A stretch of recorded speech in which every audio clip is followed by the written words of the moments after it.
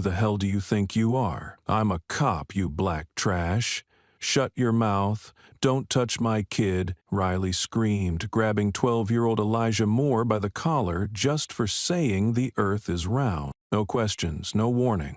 He slapped the boy across the face in the middle of Wilford Park. What he didn't know, Elijah is the son of Police Chief Isaac Moore, the man risking everything to clean out a corrupt force. What state are you in? If this happened to your child, what would you do? Watch till the end to find out. When justice has a name, who's left standing when the truth hits back? The Wilford Central Park shone brightly under the sunlight. On weekends, it became a gathering spot for affluent families, tents pitched closely together, children running wildly across the grass like disturbed bees. On the lawn near the pond, Elijah Moore, 12 years old, with dark skin, wearing a white t-shirt and a blue baseball cap, was chasing after a few other kids. "Hey, if the earth were really flat, wouldn't we be running off the edge by now?" Elijah shouted, laughing crisply as his heel lightly kicked up the damp grass. "So what? Falling into space?" Nelson, the son of Officer Riley, ran behind him, panting. "Then you'd have to turn back. If you don't, you just fall straight down like in the game."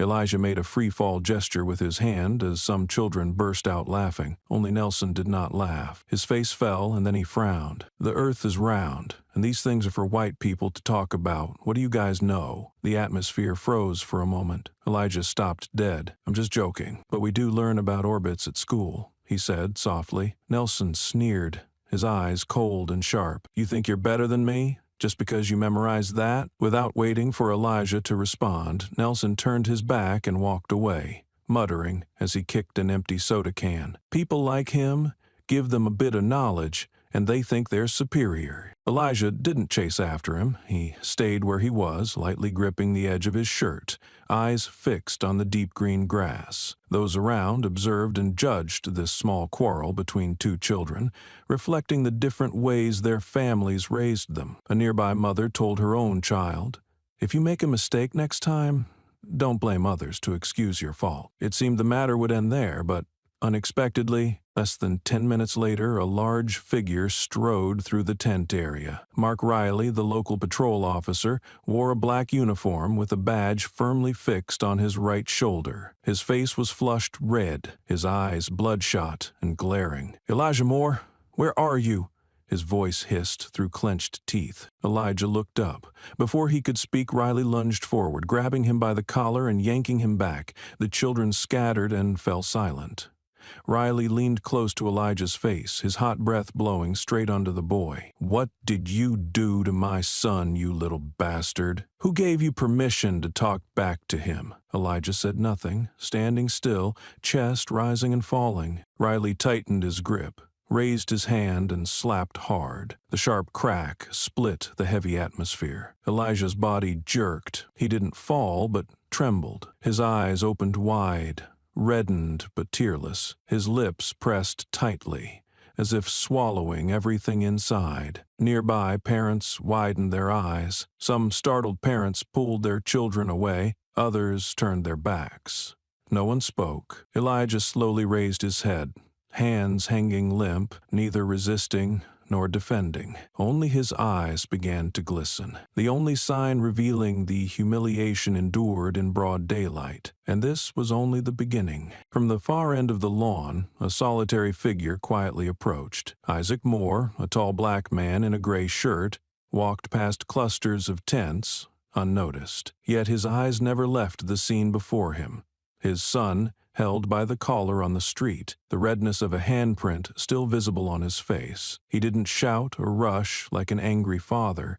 He took slow, deliberate steps, each one pressing down on a fury about to explode. Riley still held Elijah tightly, his hand unyielding, shouting into the empty space. "Do you know who you're talking to? I'm a cop here. Black types like you should know your place." Elijah didn't respond.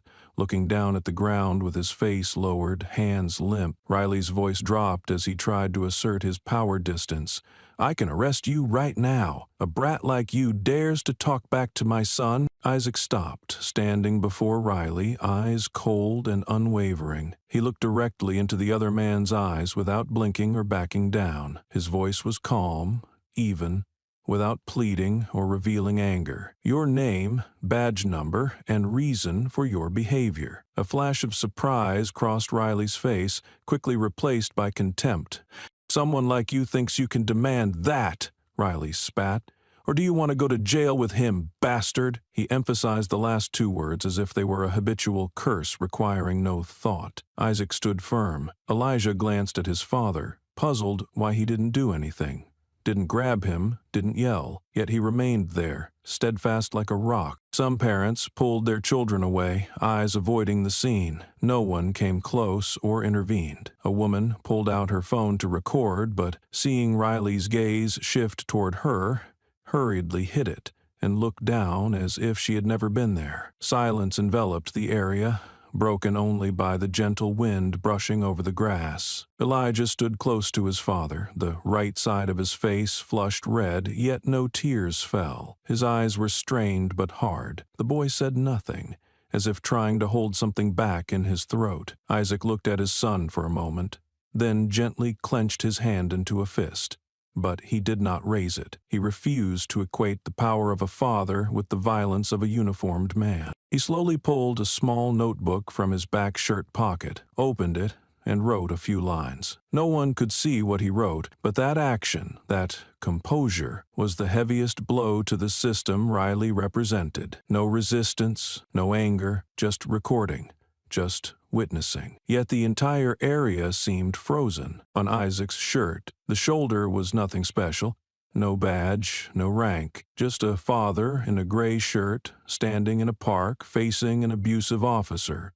But tucked neatly in his chest pocket was a copper badge engraved with the words, Chief of Police, unseen, and it would remain so until the right moment. The campfire had died down, leaving only the red embers casting a faint glow on Isaac's solemn face. He sat motionless on the folding chair, his gaze fixed on the fading flames as if silently deciphering something from the quiet. Elijah had fallen asleep inside the tent, curled up instinctively as a form of defense, his hands still gently clutching the thin pillow. Soft footsteps came from behind. An elderly woman, a gray wool scarf draped over her shoulders and an old cloth bag in her arms, approached without asking or hesitating. Standing straight before Isaac, she pulled out a small, worn-out recorder, its plastic casing faded with age. "I thought you should have this," she said in a hoarse but clear voice. Isaac looked up, eyes slightly squinting reflexively. He took the device without opening or asking. She said nothing more, only nodding lightly before turning away. After a while, when the fire had almost completely died out, he switched on the recorder. The sound was far from perfect, but sharp enough for each word to cut through his ears like thin slices of a knife. A voice yelled piercingly, "You bastard!" followed by the rough sound of fabric being gripped, and then a sharp, unmistakable slap echoed. Elijah breathed heavily, a forced breath held back. Then came a steady, cold voice. "Name, badge number, and reason for your act. Everything was recorded in full, not a sentence missed or a word wasted." He turned off the device. His eyes, usually calm, flickered slightly, not because of the evidence, but because someone dared to speak up at the exact moment when everyone else remained silent. He stood and walked slowly toward the tent, but the old woman had turned back as if she knew he would want to know why. "Why are you helping me?" Isaac asked for the first time, allowing his emotions to leak from his usual guarded shell. She looked at him without avoidance or a smile. "Because some things, if we don't stand up, we'll have to live with them for the rest of our lives." A gentle breeze brushed past, fluttering the edge of her thin coat. Isaac did not respond. He understood there was something greater behind her words, but did not press. No one needed to tell the whole story in one night. Before leaving, she said only one sentence without looking back. "If you really want to know why I recorded this, meet me tomorrow at house number 8 at the end of Maple Row." Isaac watched the figure disappear into the dim light. Not a stranger, not exactly an ally, but another piece in the puzzle that he had just begun to glimpse. He returned to his seat, placing the recorder beside him. eyes watching the dying embers. He realized this story had started before he even stepped into the park that day. Now it was unfolding, layer by layer, through the mouths of those whom the system had once forced into silence. House number 8 stood quietly at the end of Maple Street, separated from the bright white mansions at the beginning of the road. Isaac stood on the porch, covered in dry leaves, his hand lightly touching the chipped wooden door frame. The door opened before he could knock. Ava greeted him with a calm, unsurprised look, needing no introduction. She invited him inside. The small house contained nothing unnecessary. Every item was clean, placed neatly, reflecting a life ordered to the point of stillness. In the old kitchen, light filtered through thin curtains as she poured 2 cups of tea. Her hands trembled slightly, lifting the teapot, but her voice was steady. "I don't often tell stories, but if you need to know why I recorded that event, the answer lies here." She gestured toward the small wooden table in the middle of the room. Ava placed her hand on the cup, not looking at Isaac, her eyes fixed on a faded photo frame on a corner shelf. "My husband Thomas was beaten to death by the police 11 years ago, in broad daylight, right in front of me." She spoke decisively, without softening, as if she had rehearsed this sentence for years. "We were at the supermarket. He went ahead to get the car. Someone saw him leaving the store, didn't recognize him, and called to report a suspicious person." Her voice slowed but did not falter. "When I ran out, I saw 3 officers holding him down on the ground. One kicked his back hard, another handcuffed him, and the last one laughed. I shouted. They said he was resisting, but he only said one sentence: 'I am a citizen here. I have done nothing wrong.'" Isaac did not interrupt. He looked at her silently, as if collecting every word to etch into memory. "I went to the morgue with my grandson. His body was covered in bruises. There was a clear shoe print on his left shoulder. The newspapers wrote it off as an unfortunate incident during duty. None of the 3 officers was prosecuted. The case was closed after 3 weeks with the conclusion of no internal wrongdoing." Ava tightened her grip around the now cold cup of tea. Isaac looked down at the tiled floor, not because he was unaware such things had happened before, but because he never thought he would hear it from a witness who had remained standing after all that. He looked up and quietly asked, "Have you ever thought about suing?" Ava did not answer immediately. After a moment, she nodded softly. "I tried. A lawyer agreed to take the case, but the lawsuit never reached court, because the police's legal representative was Harold Crane." She looked directly at him as she spoke the name. Isaac remained still. This was the second time the name had appeared in 2 days. Ava nodded slowly, as if reading his thoughts. "I don't seek revenge. I no longer have the strength to pursue justice, the way people talk about it in the news, but if you intend to go all the way,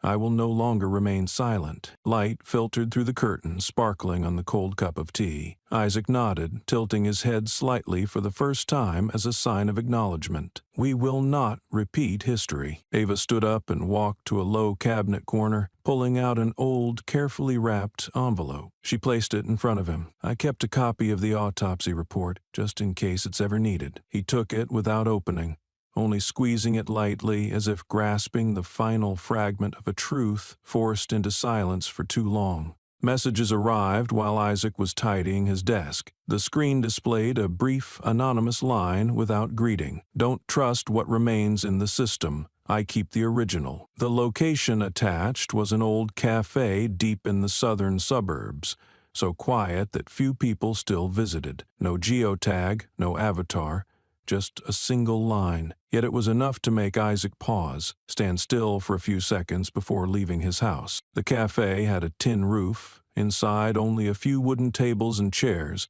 with the strong smell of burnt coffee. A man sat in the darkest corner, tall, broad-shouldered, with dark skin and eyes both wary and calm. He wore a thick jacket, placing before him a pair of worn leather folders. When Isaac sat down, the man did not ask his name or confirm his identity, only pushed the files towards him. "What do you need, and what they want to bury along with me?" Isaac opened the files. Each page bore marks of having been printed from the internal system. Some sections were stamped "not qualified for release." Others lacked official document numbers. At the top was a copy of the disciplinary report on Officer Riley, clearly stating misconduct in using force outside procedure, recommending suspension. Next was a report from the Internal Oversight Unit, circulated only within command levels. It described repeated misconduct by Riley, reported 3 times by Jeremiah Knox himself. Isaac continued flipping pages. A short statement in neat handwriting, signed at the bottom, Jeremiah L. Knox. The man looked up at Isaac, but before he could speak, Jeremiah began, "I handed this over to the inspection unit. 3 days later, I was transferred to the supplies warehouse. 1 month later, I received an early retirement decision, without any reason." His voice was steady, without bitterness, but every word settled like a small stone thrown onto still water. He placed a finger on one of the crumpled pages. "If I were white, this would have been front-page news long ago." Isaac turned to another page. The top right corner faintly showed Harold Crane's approval stamp. That name appeared for the 3rd time, this time no longer a shadow. Isaac stared at the paper as if it contained something bigger than the printed content. "You don't have to believe me," Jeremiah said, looking up. "I know what you're doing, and for whom. But if you intend to overturn this, you must know they're not just hiding one officer. They're protecting a whole system, one that exists through violence, discrimination, and purposeful silence." No one raised their voice or said more. Isaac closed the files, palms slightly sweaty. The evidence lay on the table, but the cost to turn them into public truth, he understood, was far beyond a simple nod. The coffee in the cup had cooled.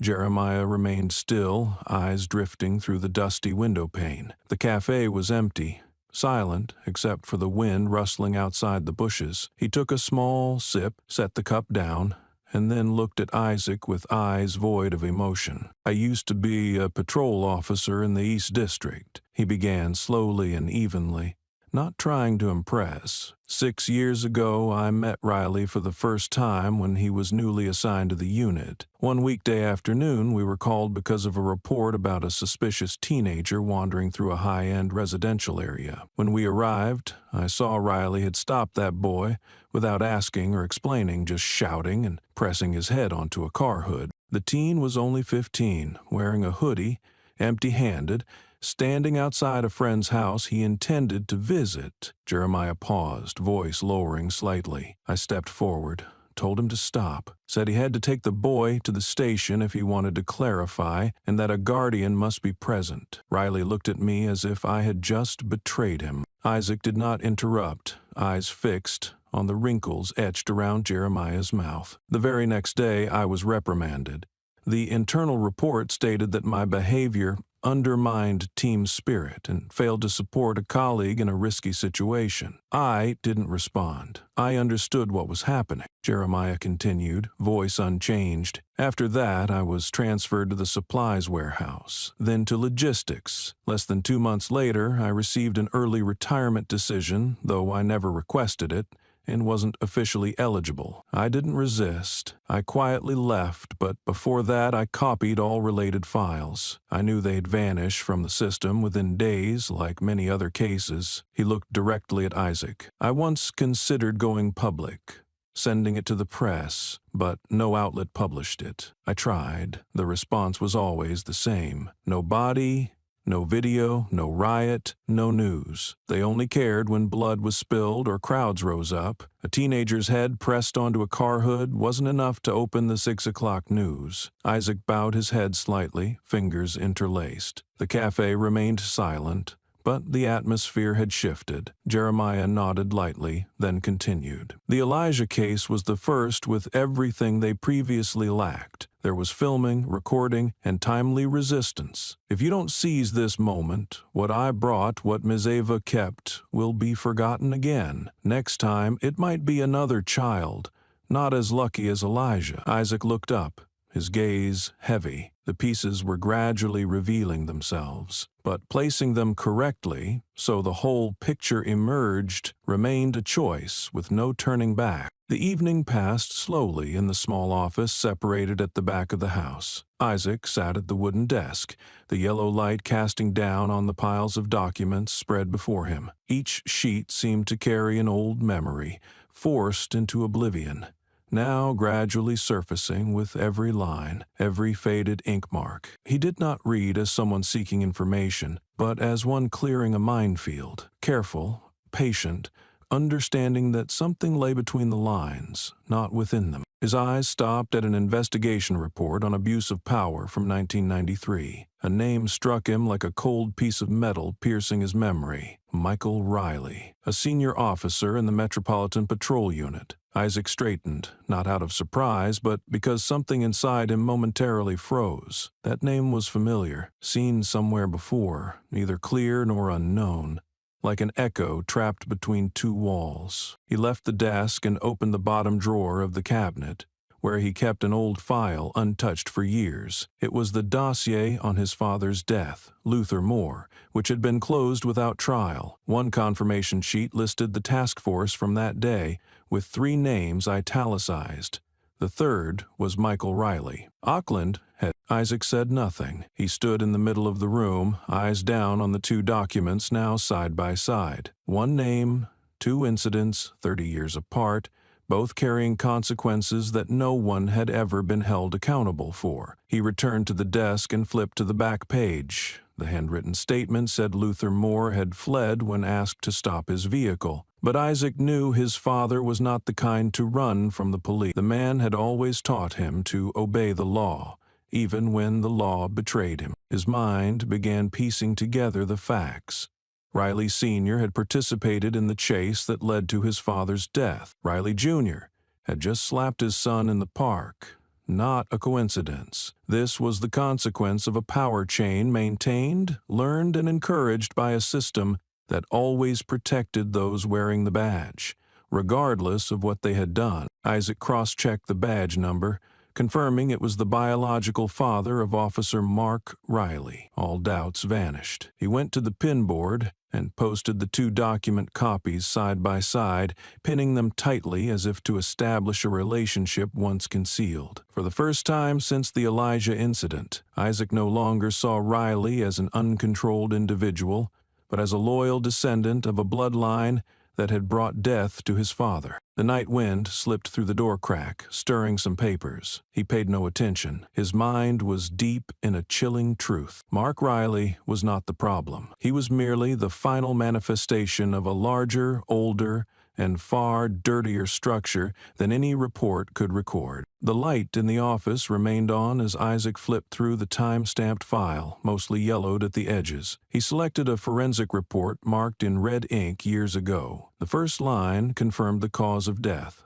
traumatic brain injury from a hard impact on the asphalt. But in the last annotation was a detail few noticed then. The hematoma on the neck did not match the fall direction described in the official statement. Isaac reread the short passage that seemed intentionally obscured. The case was concluded as a consequence of a chase, with no clear evidence of excessive violence. The report was signed by Sergeant McDavis, but there were no crime scene photos, no witness cross-checks, and only one-sided testimonies from 3 officers directly involved in the task force.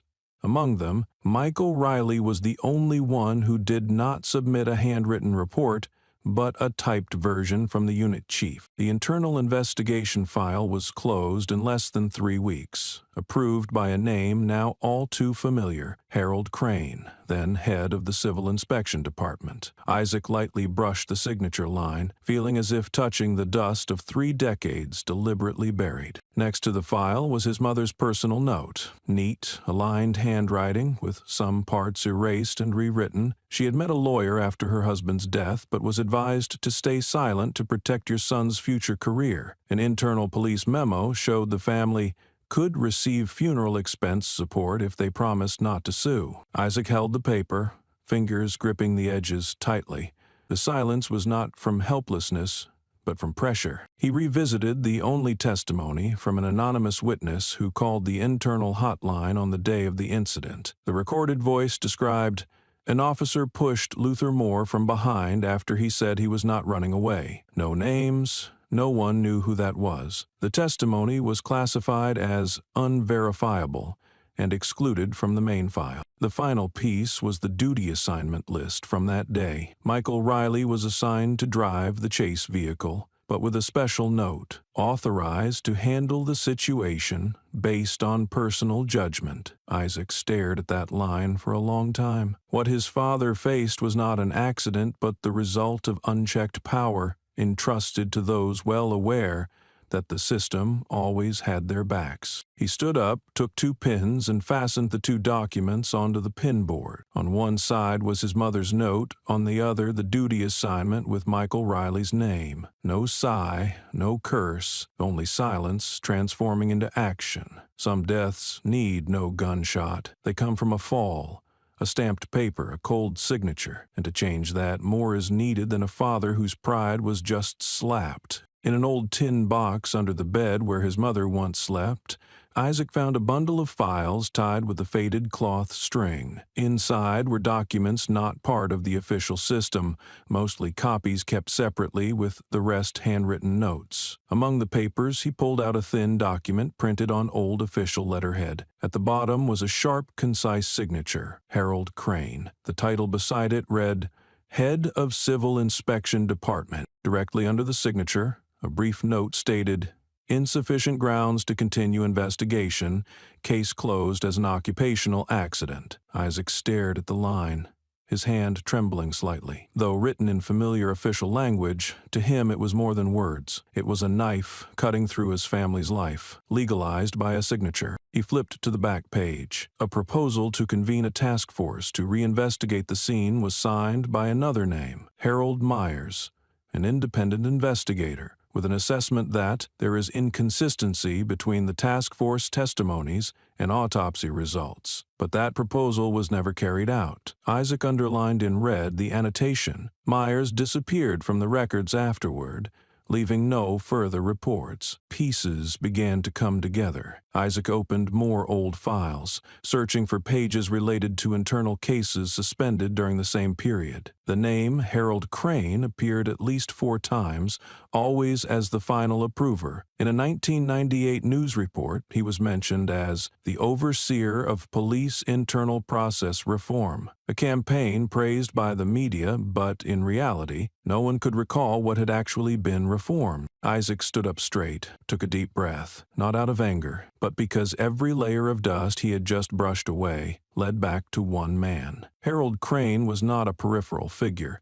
He was the pivot, OT ensuring every wrongdoing was shielded at the right moment. If Michael Riley was the one wielding the baton, Crane was the one keeping the record of who should be protected and who could be erased from the files. He glanced at Elijah, sitting in the living room reading, completely unaware that his childhood had almost been stolen by the very power seated in wood-paneled meeting rooms adorned with badges. Isaac wondered how many children like his son had been pinned down, labeled disturbers, then vanished from the system simply because no one dared open old files to read again. Returning to his desk, he printed out all documents bearing Harold Crane's name over the past 30 years, every approval, every case closure, every transfer of investigators. Once stacked, he took a pen and wrote clearly on the file cover, "The Gatekeeper," not because he acted directly, but because he was the one who unlocked every cover-up, then stood aside as if innocent. Back in his office,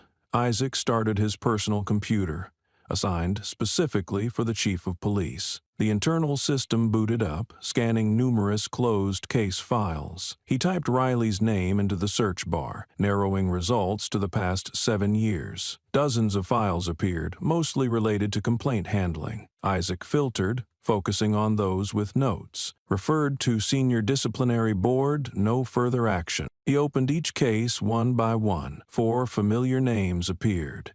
Not because they were shocking, but because they had been quietly buried among cold official minutes. One case, dated early in the year, accused Riley of arresting a man outside his home without a search warrant or arrest order. The case ended with an internal report, no notification to the victim's family, and a line reading, "Internal warning, no recurrence." The second case involved a 15-year-old youth beaten in an interrogation room. The report came from a trainee officer who was later transferred out. In the file, Riley's testimony was fully recorded, but the board's conclusion was abruptly stamped, "Insufficient evidence of intentional fault." The chairman of the board, Harold Crane. The third case accused Riley of confiscating a woman's phone while she was filming during a document check. The phone was later returned, but all recorded footage disappeared. The woman filed a complaint with the Civil Investigation Office, but was told no basis to confirm intentional interference with personal device. The fourth involved a suspect seriously injured after a high-speed chase,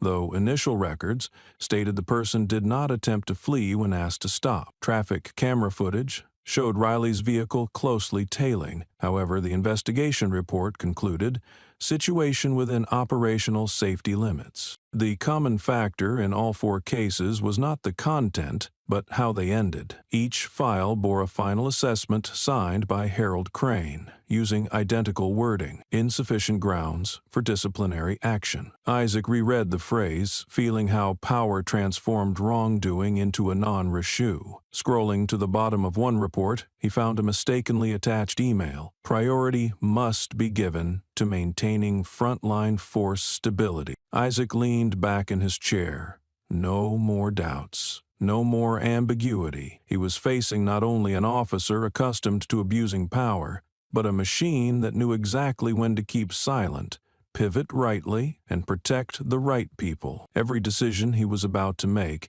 would not only affect Riley but also challenge Crane's position, striking many layers of power behind the scenes. He knew that once he reopened files previously sealed by a commissioner's hand, there was no turning back. Isaac opened a drawer, took out an old notebook. He flipped to the first blank page, writing a single line: "Start with Riley, end with Crane."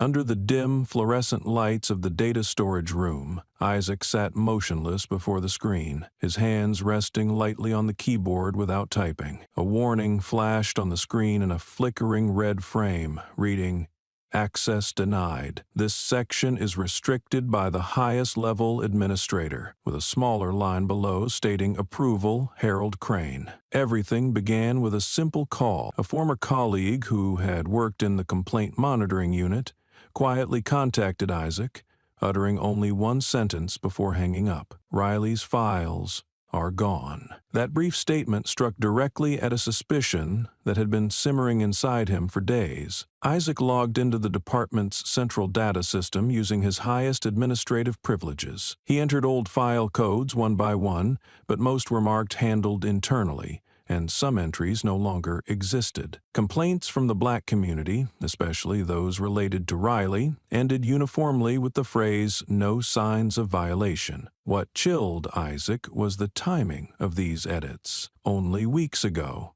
coinciding with Elijah's attack, he opened the system log to trace every access, finding approval codes leading directly to the city inspector's office, overseen by Harold Crane. But this was not the whole story. Digging deeper, Isaac reviewed older files, reports from 1993 and 2008 that had long been forgotten. Many documents were encrypted under meaningless names. He contacted Min, an IT specialist he had once protected when Min was a rookie, for help. After several hours, Min recovered a series of drafts hidden by the system. Among them were crossed-out lines still readable. Riley's files need re-examination, and repeated signs of abuse of power. Isaac sat quietly for a long time after reading. There was no doubt left. This was not a few individuals manipulating files, but a system established, maintained, and disguised under administrative procedures for decades. The internal complaint handling mechanism, once considered a tool for supervising power, had become a filtering net. Whenever accusations arose, they were not dismissed, but escalated to higher levels, where everything was suspended indefinitely. He began backing up all documents, every log entry, each edit, and every person with access rights.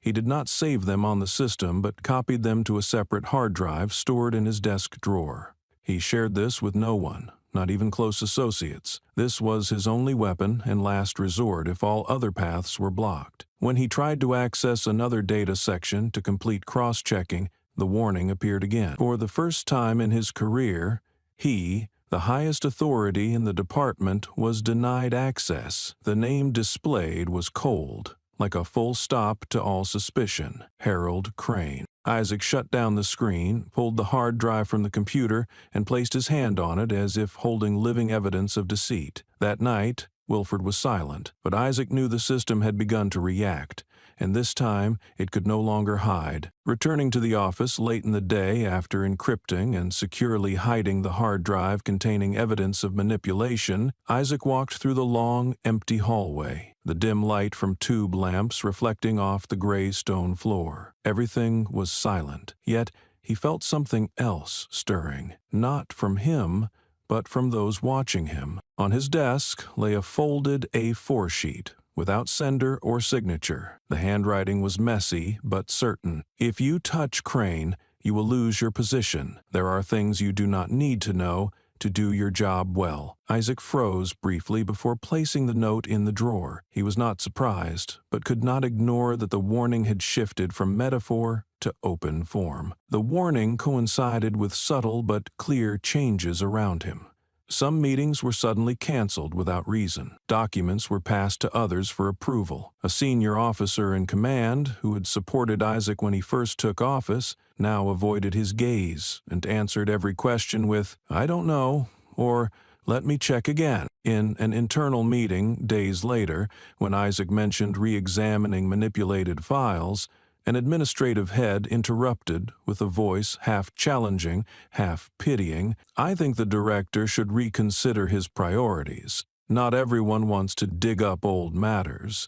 If you keep pushing, you will drag the entire organization into chaos." Isaac said nothing. He was too familiar with how this system operated, not by guns or detention orders, but by internal corrosion. They did not need to force silence, only to make every word meaningless, amid a flood of empty reports and evasive decisions. That evening, he arranged a private meeting with someone once considered Crane's extended arm within the department, but recently shown hesitation. This person did not appear at the cafe as scheduled, but left a small note under Isaac's cup. "I cannot help you, but someone who was once on Riley's team, now unbound. His name is Allen." It was the first time Isaac had heard that name during his investigation. He noted it down, then stood and left the cafe, leaving warnings and silence behind. If the system thought it could push him into passivity with an anonymous note or evasive glances, they did not understand that he no longer acted for career but for a child who had just learned to write an apology letter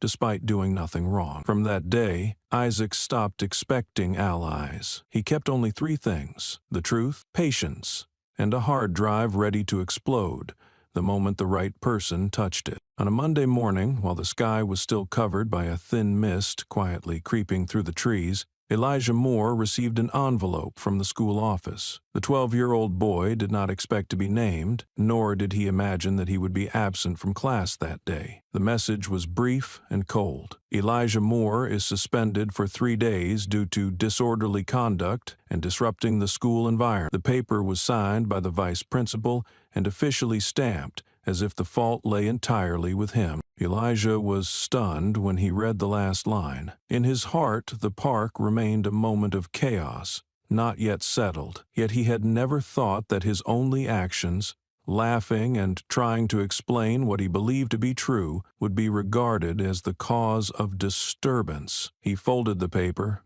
put it into his backpack, and then silently joined breakfast, without letting anyone at home know what had happened. At school, some classmates had heard rumors.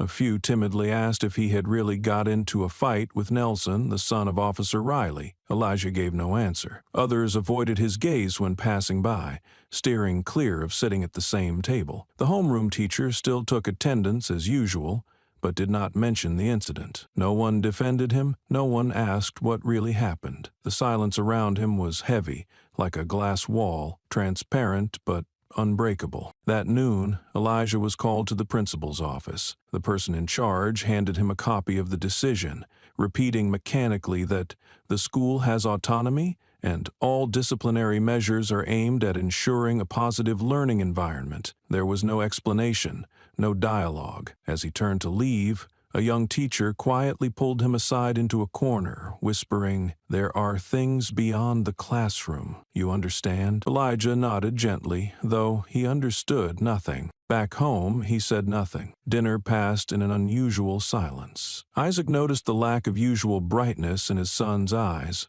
but did not ask. Elijah ate slowly, then asked to go to his room early. In the dark, he took down his science award certificate from the wall, tore it into pieces, and threw it into the trash. It was not because he hated the subject, but because he began to believe that knowledge or effort could not save someone from being judged by skin color. Ava, who had witnessed more than once how the system crushed truth, heard the news and started to investigate. She called an old acquaintance who once worked at the local education funding council. The result chilled her. Wilford High School had just received a special grant from the Harold Crane Foundation, a funding package named Building a Safe Educational Environment. In the appendix, there was a clause stating, "The funding body reserves the right to consult on disciplinary policies for students in special circumstances." Ava printed all the documents, placed them in a thick envelope, and wrote Isaac's name on it. The next day, Elijah stayed in his room all day. He typed a few lines in his phone diary, deleted them, and retyped. "First day suspended, not for fighting, not for laziness. Because I laughed.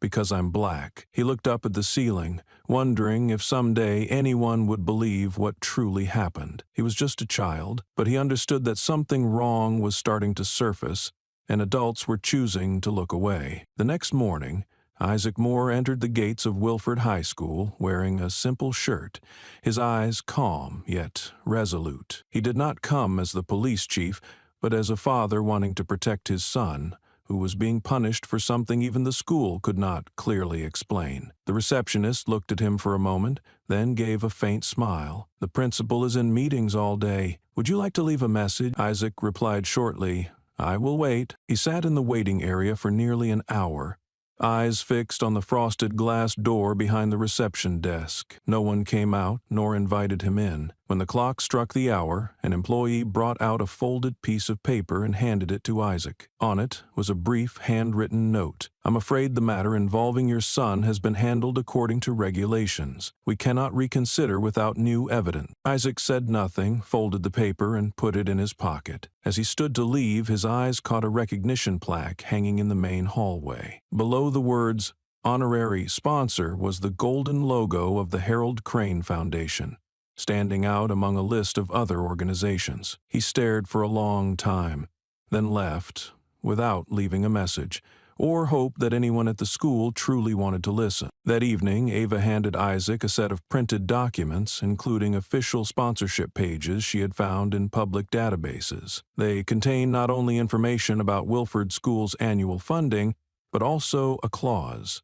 The funding body reserves the right to consult on internal policies, especially in cases related to school image and safety. Isaac needed no further explanation.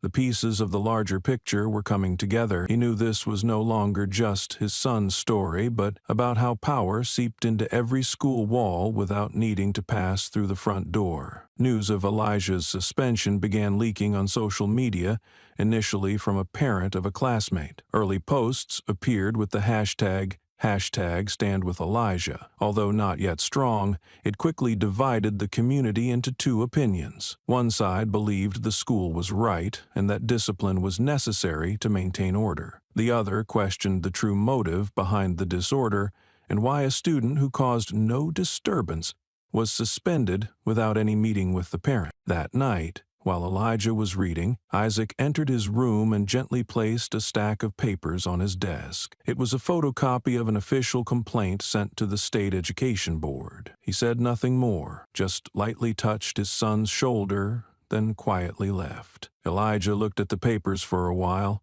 then pulled a leather-bound notebook from the drawer. He wrote the first line carefully, without pause. The first day, I wasn't allowed to go to school, not for breaking rules, but for being myself. The small sentence felt like a deep engraving in his memory. From that moment on, silence was no longer a refuge. After a long day struggling with distorted reports and irregular data sequences, Isaac returned home later than usual. The empty apartment was bathed in a dim yellow light that cast a hazy layer over the old bookshelves. He did not turn on the television as usual, nor did he take off his tie. Instead, he quietly walked into the small storage room at the end of the hallway. In a dusty corner of the cabinet, he found the wooden box his mother once used to keep mementos never spoken of. When he opened the lid, the first thing that caught his eye was a wristwatch with a cracked glass face and a worn leather strap, its hands frozen at a moment he had never forgotten.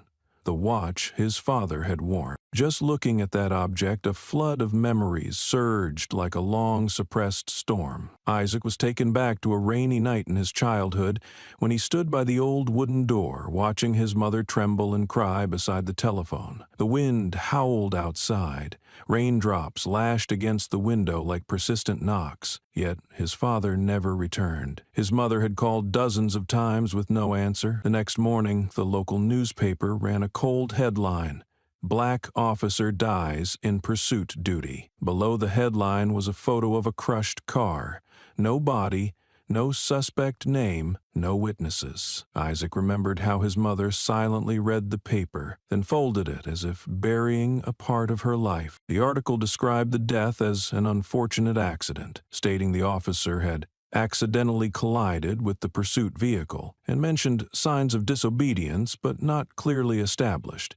Each word seemed programmed to conceal the real truth. The accident time did not match the shift hours, and the location was far from his father's assigned patrol area. But Isaac was only 10 years old then, and no one allowed him to question. The family never received a copy of the accident report, and no internal investigation was made public. Everything was wrapped up in an official envelope stamped in red, "Internal case closed." Growing up with gaps in memory, Isaac carried a strange emptiness. Every time he was about to ask, he met his mother's silent gaze, or the subtle headshake of those who had once been his father's friends. "Forget it, son. Living is enough," they often said. Yet throughout those years, Isaac held on to a thought that never fully faded. Now, facing the system manipulation network orchestrated by Crane, witnessing missing files and altered data, the familiar feeling returned as a chill. His father's death. Could it be a link in the chain of deliberate silence? He sat down at the desk and opened his investigation notebook. The desk lamp cast a long strip of light over the paper, his hand trembling slightly as he held the pen. After years of avoidance, he wrote the first line about the forgotten death, not as a son recalling pain, but as an investigator finally seeing the logic of a system hiding the truth through indifference. Some deaths are not accidents. They are programmed outcome. Isaac looked up, staring at his father's black and white photo on the shelf. He whispered, "I will not let them erase you as they have done." The quiet night enveloped the small workspace. Isaac sat at the desk, the light from the lamp illuminating the open file. Among the lines of text, his mind drifted back to the past, to the woman who had never cried loudly in his life, but bore wounds never voiced. His mother, who lived in the shadow of a loss no one dared name. He clearly remembered the funeral morning. In the cramped room of the local church, she sat motionless like a statue. No tears, no complaints, only a crumpled complaint letter in her hand. A letter never submitted. After the funeral, she went alone to the Internal Affairs office, but was stopped at the door. The officer on duty said briefly, "The case is closed, no reason to reconsider." She returned home with an expressionless face, put the letter into a drawer, and locked it. as if burying a part of her dream for justice. Years later, when Isaac was a teenager, he sat with his mother in the kitchen, where silent meals had become routine. One evening, he asked if he could enroll in the police academy. For the first time, she slammed her hand on the table, eyes flashing as if a fire long suppressed was unleashed. "The police do not protect people like your father," she said, "and you don't have to die like he did." Those words were not a prohibition but a plea, a desperate scream from deep within painful memory. After that day, she grew even quieter. Isaac remembered one morning when she received an anonymous envelope containing only one line: "Your son could be next." No one knew who sent it or how to trace it. But just days later, she refused all interviews, cut contact with lawyers who had supported them, and even stopped mentioning his father's name. When Isaac asked, she only shook her head with a dark look. "He's dead. You are alive." Time passed. She lived quietly beside her son, never leaving the city but never allowing herself to speak the truth. Isaac grew up in that silence, not forgetting but with a persistent reminder. He gradually understood his mother did not give up. She was forced to survive, not because she was weak, but because the system was cruel enough to make even the strongest choose silence to protect their loved one. Each time Isaac flipped through altered files, faced Riley in meetings, or looked at Crane's calm face on the screen, his mother's voice echoed in his mind. "You don't need to win. You just need not to be silenced." That was not an instruction, but a shield protecting him from becoming part of the vicious cycle that had killed his father. That night, when all was silent, Isaac opened the old drawer and took out the yellowed black and white photo. In it was his mother standing by his father's coffin, her gaze steady and unshaken but full of resistance. He placed the photo on the table, bowed his head, and whispered, "I do not forget, and this time I will not back down." Under the damp yellow light of the storage room behind the old city hall, Isaac Moore stood facing Jeremiah Knox, who had once been his loyal associate before being forced to resign for leaking inappropriate content from the internal data warehouse. In the air, thick with the smell of decayed paper and old electronics, Jeremiah opened a locked metal cabinet and pulled out a dusty, old, small server. "It hasn't been part of the internal network for nearly 8 years, he whispered. "But I kept this piece of data, just never dared to use it." Isaac remained silent, staring at the cold metal drive as if it contained all the confessions the system tried to hide. Jeremiah connected the server to his personal laptop, using offline recovery software instead of network access to avoid surveillance by the system controlled by Harold Crane. A series of encrypted codes appeared on the screen. They had to wait several hours to process the outdated format. Data frames slowly opened, but when the first report appeared, Isaac knew this was what they had been looking for. The first line was a discarded frontline officer's report describing systematic abuse of power. The report was withdrawn within less than 18 hours, approved by Harold Crane, who was then just the city's assistant inspector. Next was a report on Riley from 2008, before his promotion. The original note indicated excessive use of coercion, later altered to intervention following proper procedure. Isaac's hand began to tremble as he saw the system logged multiple edits. Up to 70% of complaints involving people of color were labeled "handled internally," with no concluding records. Every trace funneled into a single path, all handled through one portal, an admin account registered under Crane's name. "This isn't a few erroneous records anymore," Isaac said. "It's a programmed structure designed to hide all racially motivated violations." Jeremiah sat silently, eyes tracking each line on the screen. His face revealed torment, as if every file was a slap on the silence he once kept. "I knew this," he whispered, "but I didn't have the courage. Now, maybe, it's time." Isaac did not reply. He was backing up all the data to an external hard drive, typing commands decisively. Each file, each report, and each edit log was packaged and re-encrypted. "We cannot afford mistakes," he said. "One error, and everything will disappear forever." As the backup neared completion, Jeremiah quietly opened a drawer, took out a USB labeled with faded ink, and handed it to Isaac. "I've held on to this for too long," he said. It's the last fragment of a man who once believed conscience would prevail. Ava's husband, you know him. Isaac accepted it silently, but now his eyes no longer showed pain. They held the look of someone who had touched the core of the system he swore never to leave untouched. The small USB was placed on the cracked wooden table in the storage room. Isaac looked at it like an ancient bone unearthed from the rubble of the past. He plugged it into the laptop and sat beside Jeremiah,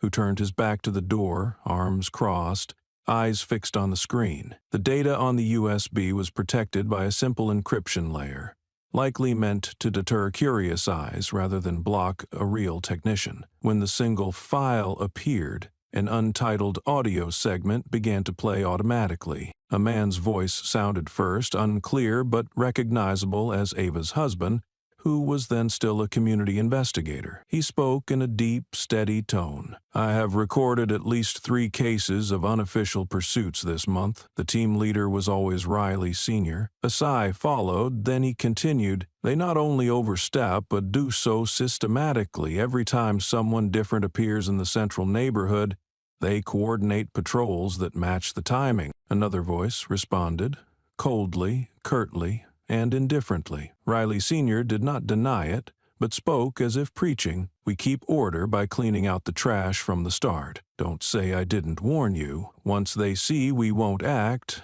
they'll climb right over us. His voice chuckled lightly, then the sound of a glass tapping the table, followed by silence for several seconds. Jeremiah didn't look at Isaac. He bowed his head into his hands, his shoulders trembling slightly. Isaac clenched his fists. His gaze deepened. This conversation was no longer indirect evidence. It was an almost raw confession, showing how a generation of officers enforced a silent law, without records or direct force, but enough to create fear and death. After the main dialogue, the recording continued for a few more minutes. Ava's husband spoke as if he knew he was recording for the last time. If I die because of this, don't look for the culprit. His name is on every timesheet, every withdrawn report. Let someone brave enough dig through the files and ask the right questions. No gunshots, no chases, but that ending made the surrounding space feel suffocate, as if oxygen had been drained. Isaac stopped the file, did not replay it. He saved the audio alongside the data Jeremiah had just extracted. Without further comment, he nodded gently to his old friend. Thank you for keeping it, he said, voice low but heavy with meaning. Jeremiah responded with a slow nod. They didn't need to say that this recording would be the perfect link between Riley Sr. and the current generation of officers, nor did they have to emphasize that what they'd just heard would remind Ava of that fateful night, the night when every person in power chose silence. When Isaac left that room, the USB remained on the table like a relic someone had finally dared to open. Outside, the Wilford sky began to rain, but neither of them felt cold anymore. They held the flame, the only thing that could burn what seemed untouchable. Isaac's office was so quiet at the end of the day that the sound of a pen tapping on the old wooden desk was clearly audible. The soft yellow light cast shadows over the documents he was reviewing. He did not look up when he heard the first knock on the door, assuming it was an administrative staff member who forgot something. However, the second knock came louder and more decisive, prompting him to raise his head while keeping his hand on the file. The door opened abruptly. A young man in a police uniform entered without asking or introducing himself. Isaac recognized him as Alan, a patrol officer who joined the team last year and was known to be cautious and quiet. His face was gaunt, eyes showing determination mixed with confusion. Alan closed the door and stood straight, ignoring the empty chair before him. I can't stay silent any longer. His voice was choked, as if forcing each word to maintain composure. Isaac rested his elbows on the desk, stared at him for a few seconds, then gently asked, "What do you know?" Alan did not answer immediately. He zipped up his jacket, pulled out a thin file, and placed it on the desk. The pages were wrinkled, and some corners were folded. Isaac saw a familiar title, Wilford Park Incident Report, Preliminary. This is the draft I wrote, Alan said, placing his hand on the document, before they edited it. Isaac flipped through several pages, his eyes scanning descriptions like physical impact, uncontrolled stress escalation, and Officer Riley's excessive reaction to a minor. These phrases were missing from the official report Isaac had read. Alan continued with a clearer voice, recounting that days after the park incident, he was summoned to Lieutenant Becker's office. A prepared report lay on the desk, not written by him. The lieutenant said briefly, "You need to sign to confirm your witness statement." When Alan hesitated, he added, "This is how the system self-corrects. Don't make yourself the one who gets pushed out." Alan signed. He convinced himself that silence ensured job stability, believing he was too inexperienced to intervene. But when the video of Riley's slap was aired on an independent channel and the boy Elijah was suspended from school, Alan could not sleep. He tormented himself, rereading his original report before locking it away. If the system treats children like this, what remains of justice? Alan asked, without waiting for an answer. Isaac leaned forward slightly. "What will you do?" Alan looked directly into his eyes. "I'm ready to testify. If I keep hiding, I'm just part of this system." Isaac nodded, without saying thank you or encouragement. He pulled the file toward himself, gently arranging the pages as if restoring distorted truth. The atmosphere became heavy, but felt like a fire quietly igniting. Alan sat down. Their fight now included someone stepping out of the shadows. Isaac did not escort Alan out immediately. Instead, he brewed 2 cups of coffee, placing one before the young officer, saying, "Sit down. You need to understand what you are about to face." Alan sat, and they remained silent for minutes. The scent of hot coffee mixed with old paper created an atmosphere both friendly and oppressive. It was no longer a conversation between superior and subordinate, but between someone who had paid for truth and one who chose to accept the price. Isaac opened a drawer and took out a classified document outlining internal complaint handling over 5 years.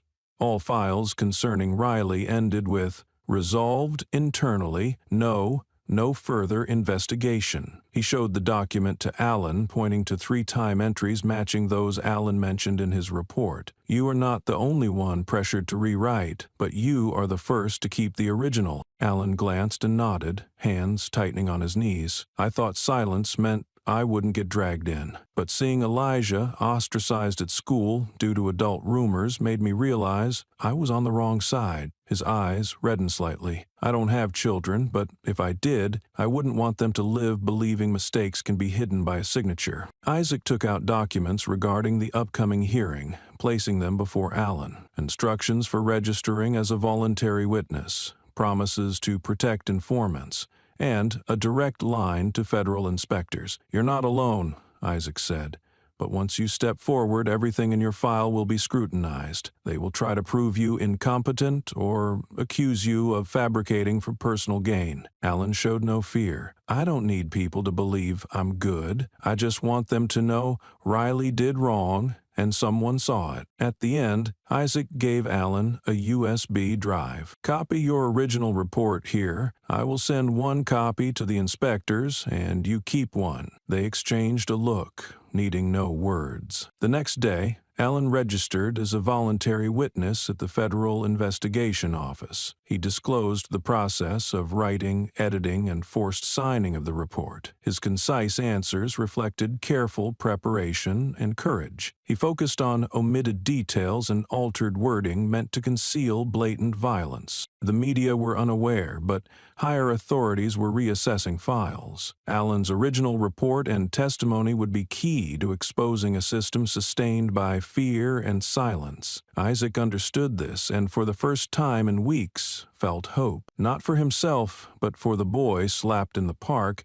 and for people like Alan, who once thought truth was a luxury only fools dared pursue. The basement meeting room of the Westside Veterans Center was silent, like a layer of dust never swept away. The dim fluorescent light barely revealed the faces around the table. Isaac sat at the head, eyes focused as if measuring the depth of each word. Ava entered, clutching an old leather bag under her arm. Jeremiah leaned against the wall, his hands tapping rhythmically, a habit from his former career. Alan arrived last, not in uniform, his coat wrapped tight and his head bowed throughout. "Thank you all for coming, even though I know this isn't easy," Isaac said. No one replied, but each held his gaze steadily. He pulled a worn file from his bag and placed it on the table, slowly turning pages as if revisiting memories. Inside were copies of reports on Elijah's assault, Alan's draft internal report, and additional notes from Jeremiah. Ava placed a voice recorder in the middle of the table. "This is the recording of Riley yelling at Elijah just before the slap. I think it's still usable if we handle it right." Her voice was calm, not demanding anything, simply that of someone who had lived too long in silence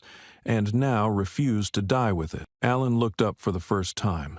His voice was soft but audible. "I have the original report. They forced me to change it, said it was an order from above, but I didn't sign it. I only submitted the edited version. I kept the real one." He pulled a sealed envelope from inside his coat, his hand trembling noticeably as he handed it to Isaac. Jeremiah glanced, then nodded. "You're not the first to be asked to do that. I refused once and was reassigned to a border traffic post, then forced to retire early. This system doesn't want the right people. It wants those who know how to bow." Isaac silently flipped through the pages in the envelope and stopped at handwritten notes by Alan. Phrases crossed out in red like wounds on a conscience. "Did not instigate trouble. Did not resist. Was assaulted in front of witnesses." He looked up at the three. "If we release all of this at once, we'll force them to respond." Ava nodded. "But at the right time, the right way, otherwise they'll twist it back on us, say we're fabricating or disrupting order." Isaac took a deep breath, eyes resting on his hand placed on the table. "I'm no longer inside the system, but I know how it works. It uses procedures, language, and regulations to bend the truth. This time we must choose a moment so they can't raise barriers." Jeremiah crossed his arms, eyes fixed. "And we won't speak alone." Alan looked up, no longer bowing his head for the first time. Ava pressed her lips, eyes like someone who had waited a lifetime for this moment. Silence held the room a moment longer, but it was no longer silence born of fear. It was the silence of consensus. Outside, the wind blew fiercely through an open window. Inside, 4 people quietly prepared a battlefield the system never anticipated. The next morning, the group reconvened, no longer tentative. On the worn wooden table lay 3 files, one about Elijah, another containing data related to Riley Sr. and Isaac's father's death, and the last with evidence of internal manipulation by Harold Crane. Isaac placed his hand on each file as if marking every strike that would soon stab back at the system he once defended. "We can't send these to mainstream media. They will filter, distort, or be blocked by the city council," Isaac said, eyes scanning Ava before settling on Alan. "I need a channel with credibility that won't cave to pressure." Ava nodded. "I know an independent investigative group in D.C. They exposed a federal police corruption case last year. They don't take government funding and aren't controlled in content." She laid a business card on the table. "Civil Pulse Project." Jeremiah opened his own file, pulling out a USB wrapped in leather. "I encrypted all data ever deleted. There are reports from over 4 internal investigations related to Riley, 3 suspended without reason." Alan spoke quickly, as if afraid to change his mind if he stayed silent. "I'll speak out, but only when this evidence is public. I don't want to be targeted before the hearings." His eyes turned to Ava, voice lowering. "I have a wife and a young child." Isaac didn't answer immediately. He opened his laptop and compiled the documents into 3 separate packages, one for Elijah's case, one for Riley Sr.'s past and his father's death, and the last, the connection, where Harold Crane appeared as the link spanning 2 generations, a legacy of power. "We will release all data simultaneously. Each person keeps a copy in case someone is monitored or loses contact." He looked up evenly. "No partial releases. We release everything. One strike." Ava looked at Isaac. "Do you think, will we be retaliated against?" Isaac smirked slightly. "It's no longer an if, it's a when," Jeremiah said without looking away from the screen. "Then we must strike before they can react." They agreed on Monday morning. the day of the city council's regular press briefing, when all departments and media are present. Isaac would deliver hard copies to a civil rights group. Ava would send encrypted data to independent press channels. Jeremiah would coordinate security connections. Alan would prepare video testimony to be released last if everything exploded. "This is not a fight for applause," Isaac said. "We don't need cheers. We need the truth to be exposed in a way the entire system cannot deny." No one spoke further. They just nodded, slowly, quietly, but with certainty. That night, Isaac sat alone. In his hands was a photo of Elijah from kindergarten, his shirt still stained with milk, eyes bright. He wasn't thinking of legal orders. He was thinking of a child who had been slapped only because he knew how to read, think, and smile. Jeremiah left the print shop with slow but steady steps. In his hands was a carefully bound stack of documents, backed up from an old file previously deleted for technical reasons. The early morning wind blew gently through the street, fluttering the edges of his coat. The parking lot had only a few cars left. His old sedan sat near the end, its dull brown reflection visible under the streetlights. As Jeremiah approached, he stopped abruptly. The entire windshield was shattered into fragments. Small pieces still fell with a faint clatter from the bent metal frame. On the hood, a message was scratched by a sharp object, slanting but clear, "Turn back while you still can." He neither shouted nor called the police. His eyes lingered for a few seconds on the message, then quietly opened the passenger door, placed the documents on the seat, and checked each sheet inside. Nothing was missing. They had not yet taken the data. They were only warning. When he arrived home, it was already dark. On the sidewalk, a strange car was parked close to the gate, its headlights still on, the occupant inside keeping his eyes fixed on his house. Jeremiah stood there for nearly a minute without moving. As he pulled out his phone, the car suddenly sped away, leaving a thin smoke trail in the cold air. Not far from there, Ava was sitting in the kitchen brewing tea when she heard a soft noise outside the porch. Opening the door, she found an unmarked envelope hooked onto the doorknob. No postal stamp, no sender's address. Inside was a faded old newspaper. The headline circled in fluorescent ink: "Mrs. Ava's husband dies after police collision.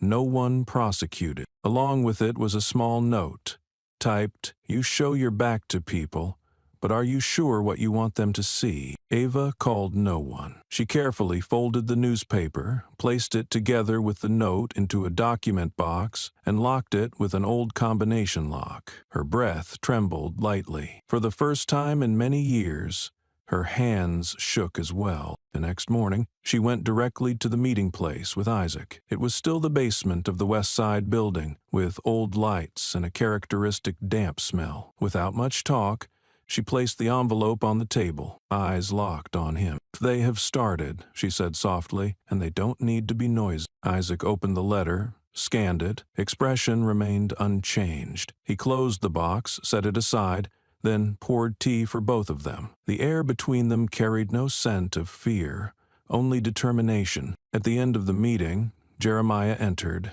his coat covered in dust, face tense but eyes sharp. He recounted everything evenly, as if reading a report. Isaac said nothing, took a blank sheet of paper, wrote one line, then passed it for both to see. "We do not retreat, but we must break everything down now." All three nodded, like three power cables waiting to connect to a fuse. Isaac was sitting alone in his office when the phone rang. The screen showed no name, only a strange number. He looked at it for a few seconds before answering with a low, brief voice. "I'm listening." The other side was silent for a few seconds. Then a man's voice, hoarse, trying to sound calm. "I'm calling to offer advice, not a threat." The voice bore no regional accent, suppressed by professional caution. Isaac did not respond.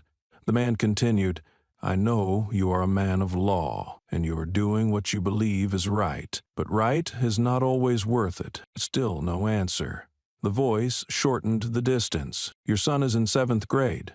This morning he took the bus to school, but are you sure today's driver is a usual one?" Isaac stood, eyes toward the window. Elijah's school was less than 2 blocks away, yet it suddenly seemed hundreds of miles farther. He kept a calm tone. "What do you want?" "I told you to stop, right now. Take your hands off that damn file and let the system work itself out. You stay silent, your son stays safe. Everything else you can keep. Honor, memories, position, all of it, as long as you know when to stop. The call ended before Isaac could reply. Only cold silence remained. He sat down, still holding the phone. His heartbeat did not race, but his eyes had changed. Something had awakened. Not fear, but a limit crossed. He immediately sent the recording to Jeremiah and Alan through a secure channel, attaching a short message. Activate backup plan if I lose contact for 48 hours. Right after, he entered Elijah's room. The boy was studying, wearing headphones,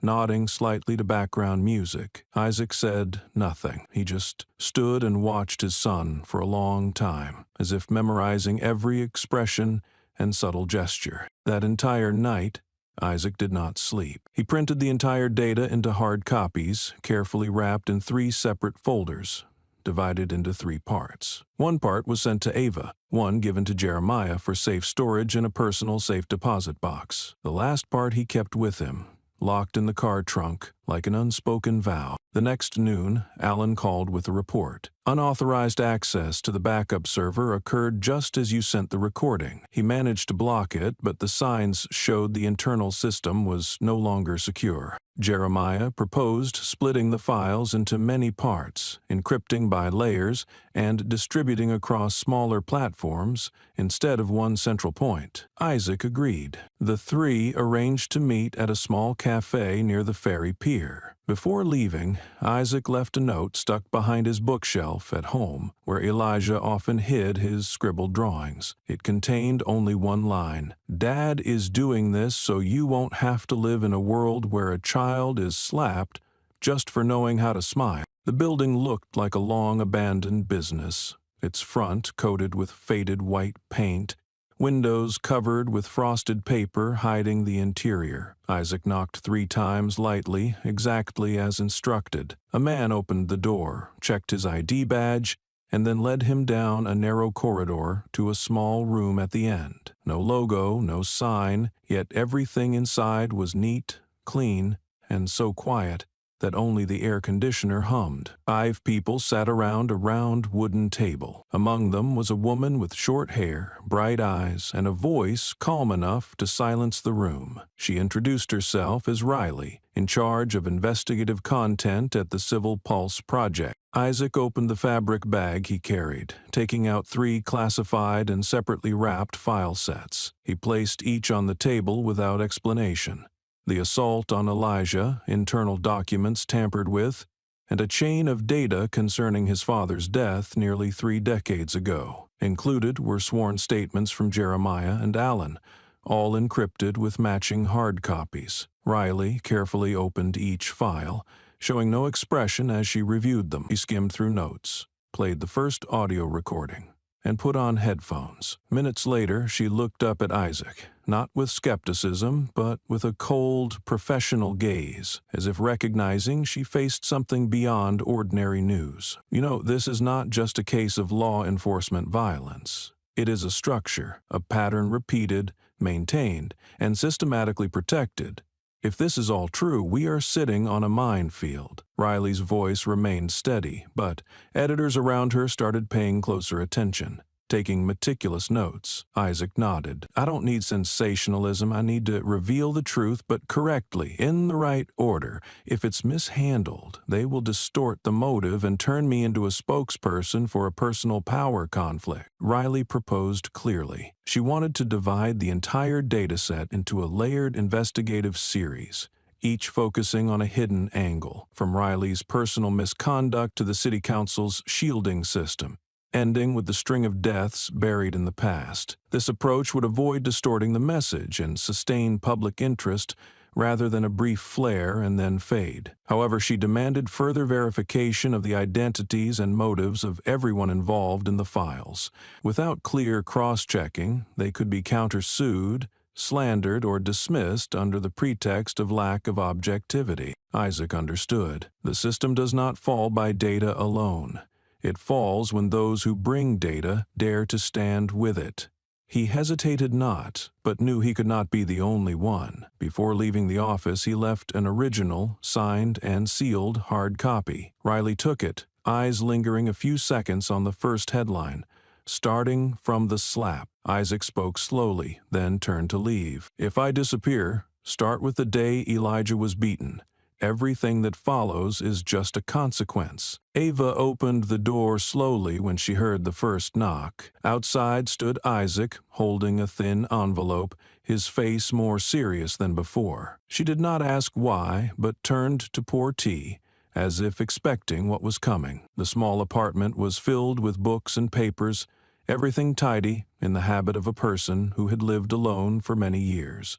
On the table was an old recorder and a worn notebook with a folded corner, the first page handwritten, "If I die before the truth is spoken, let my voice speak for me." Isaac sat opposite her. He opened the envelope and took out the witness identity confirmation requested by Civil Pulse. They needed someone brave enough to use their real name, show their real face, and speak the truth. To begin the first series, not everyone has the patience to listen to data, but they will listen to a voice old enough not to fear losing anything anymore, Isaac said softly. Ava was silent, resting on the teacup. She stared out the window for a while, then returned, her gaze unwavering. "Do you know what I thought when my husband died?"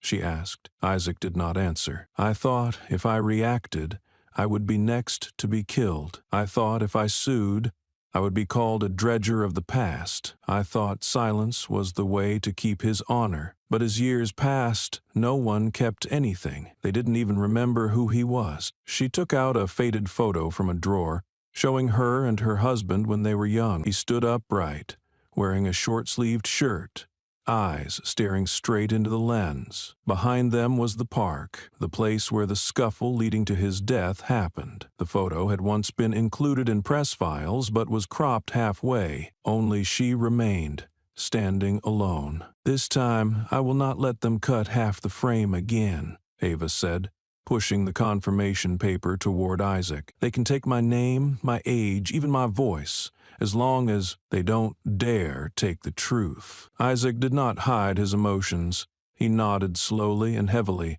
like someone who had just gained agreement from something more sacred than power. He contacted Riley again, sending a scanned copy of the signed paper, along with Ava's portrait and personal information she verified herself. The next day, Ava came to the Civil Pulse office. The room was still simple, cameras set at the widest angle, light enough to reveal every wrinkle on her face. Riley sat across, calmly asking each detail, without guiding. "Why did you decide to speak out after all these years?" Ava answered without hesitation. "Because I am old enough now to have no time left to live in cowardice, and because I saw a child beaten in broad daylight, like my husband was beaten in the night." "Aren't you afraid of retaliation?" "I used to be, but then I understood. Silence can kill too. So, at least, let me kill silence once." Riley ended the call after 15 minutes of the interview.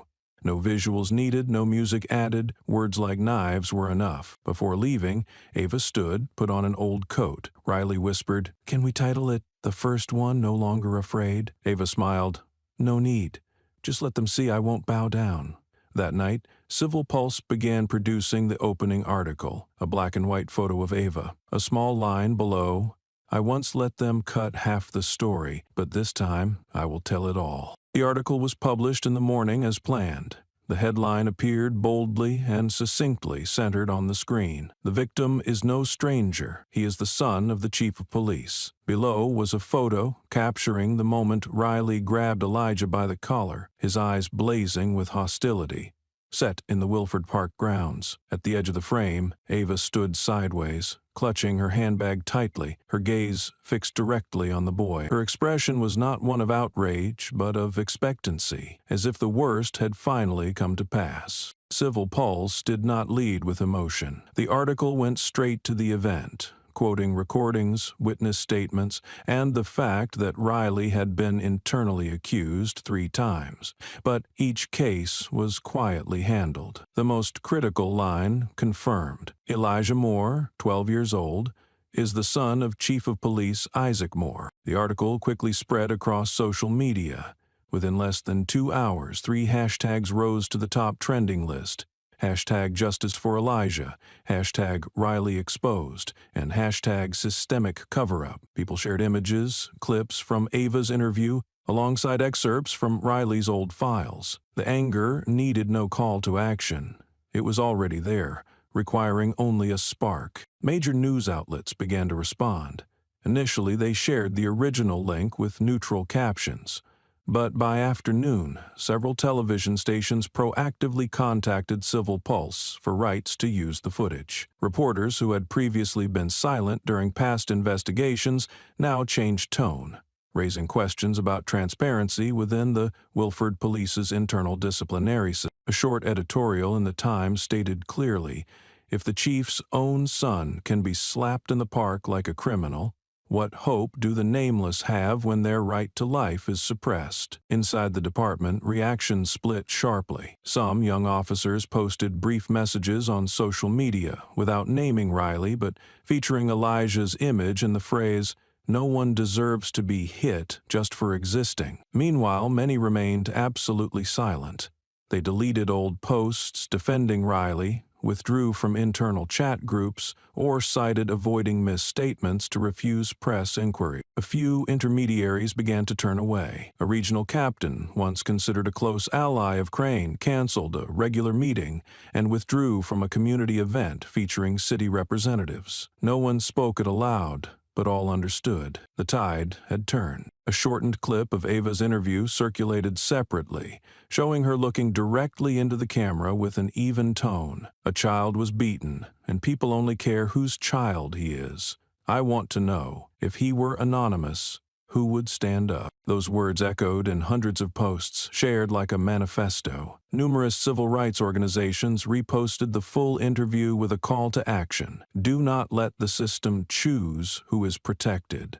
Hold it accountable for all. Inside Wilford Police Headquarters, Isaac sat facing the internal council in a closed meeting. No press, no cameras. Those who once kept their distance now looked at him with a different gaze, hesitant and wary. He neither defended nor denied anything. When asked for an official response, Isaac said simply, clearly, with no need for elaboration, "I did not name myself. This system did." He left the meeting immediately without waiting for a conclusion. On his way home, he passed a group of students holding banners at a busy intersection.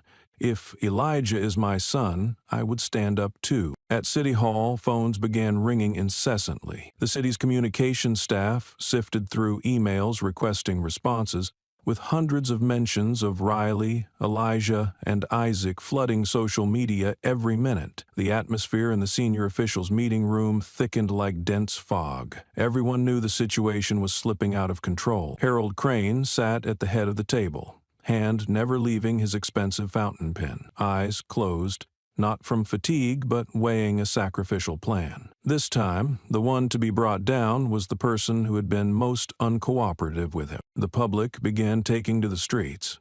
In Wilford Central Square, people carried banners, slogans, and megaphones all centered on the message. Riley's conduct cannot be covered up, and Isaac's suspension is a gag on justice. Student groups occupied Wilford University's courtyard, loudly reading sections of the report Allen had submitted, along with a list of officials who approved documents containing violations. Elijah's image appeared on electronic billboards, not permitted by the city but paid for by some businesses to send a clear message. It was time for the system to face consequences. Crane did not wait any longer. He convened an internal meeting with advisors, media, and legal staff. In the meeting, he made a brief demand, allowing no debate. Isaac Moore must resign to protect the city's stability. A few responded lightly, mentioning the investigation was ongoing, but Crane dismissed these concerns, emphasizing the situation could not escalate further. The resignation order was not sent in writing, but conveyed directly to Isaac in a confidential call. The caller was a close advisor of Crane, whom Isaac had known well for many years. Isaac did not answer immediately. He hung up,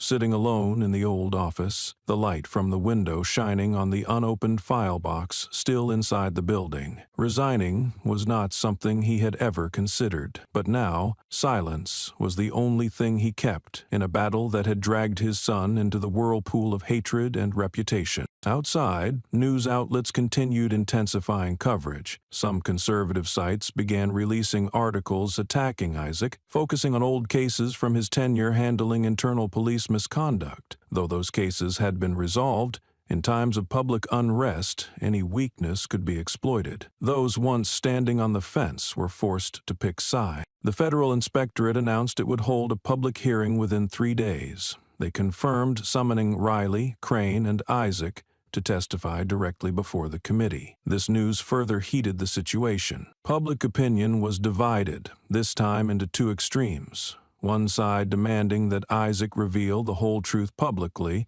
the other calling for his withdrawal to avoid prolonging the political crisis. In a brief late-afternoon press conference, the city spokesperson read a message from Crane's office.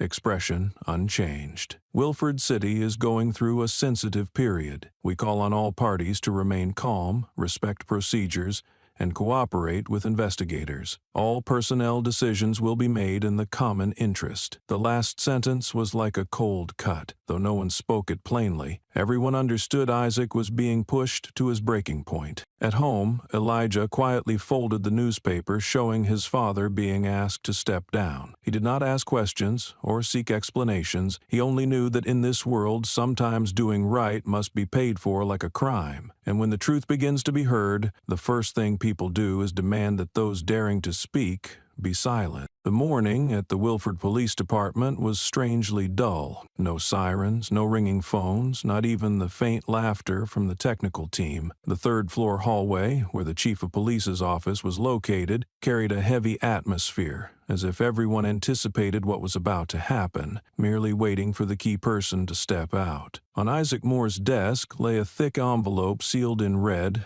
neatly printed, with the words, "Confidential, Internal Affairs." Below, Harold Crane's firm signature faintly showed through the translucent paper. In the emergency meeting room, the HR director stood up. His voice was steady like a machine, emotionless, expressionless. Chief of Police Isaac Moore will be temporarily suspended for violating confidentiality procedures during the internal investigation. The order takes effect immediately. All system access privileges will be frozen. The approving signature belonged to Oversight Commissioner Harold Crane. The red stamp pressed on the face of justice was like a stroke, wiping out the authority of the man who had protected this city for 8 years. There was no applause or objection in the room.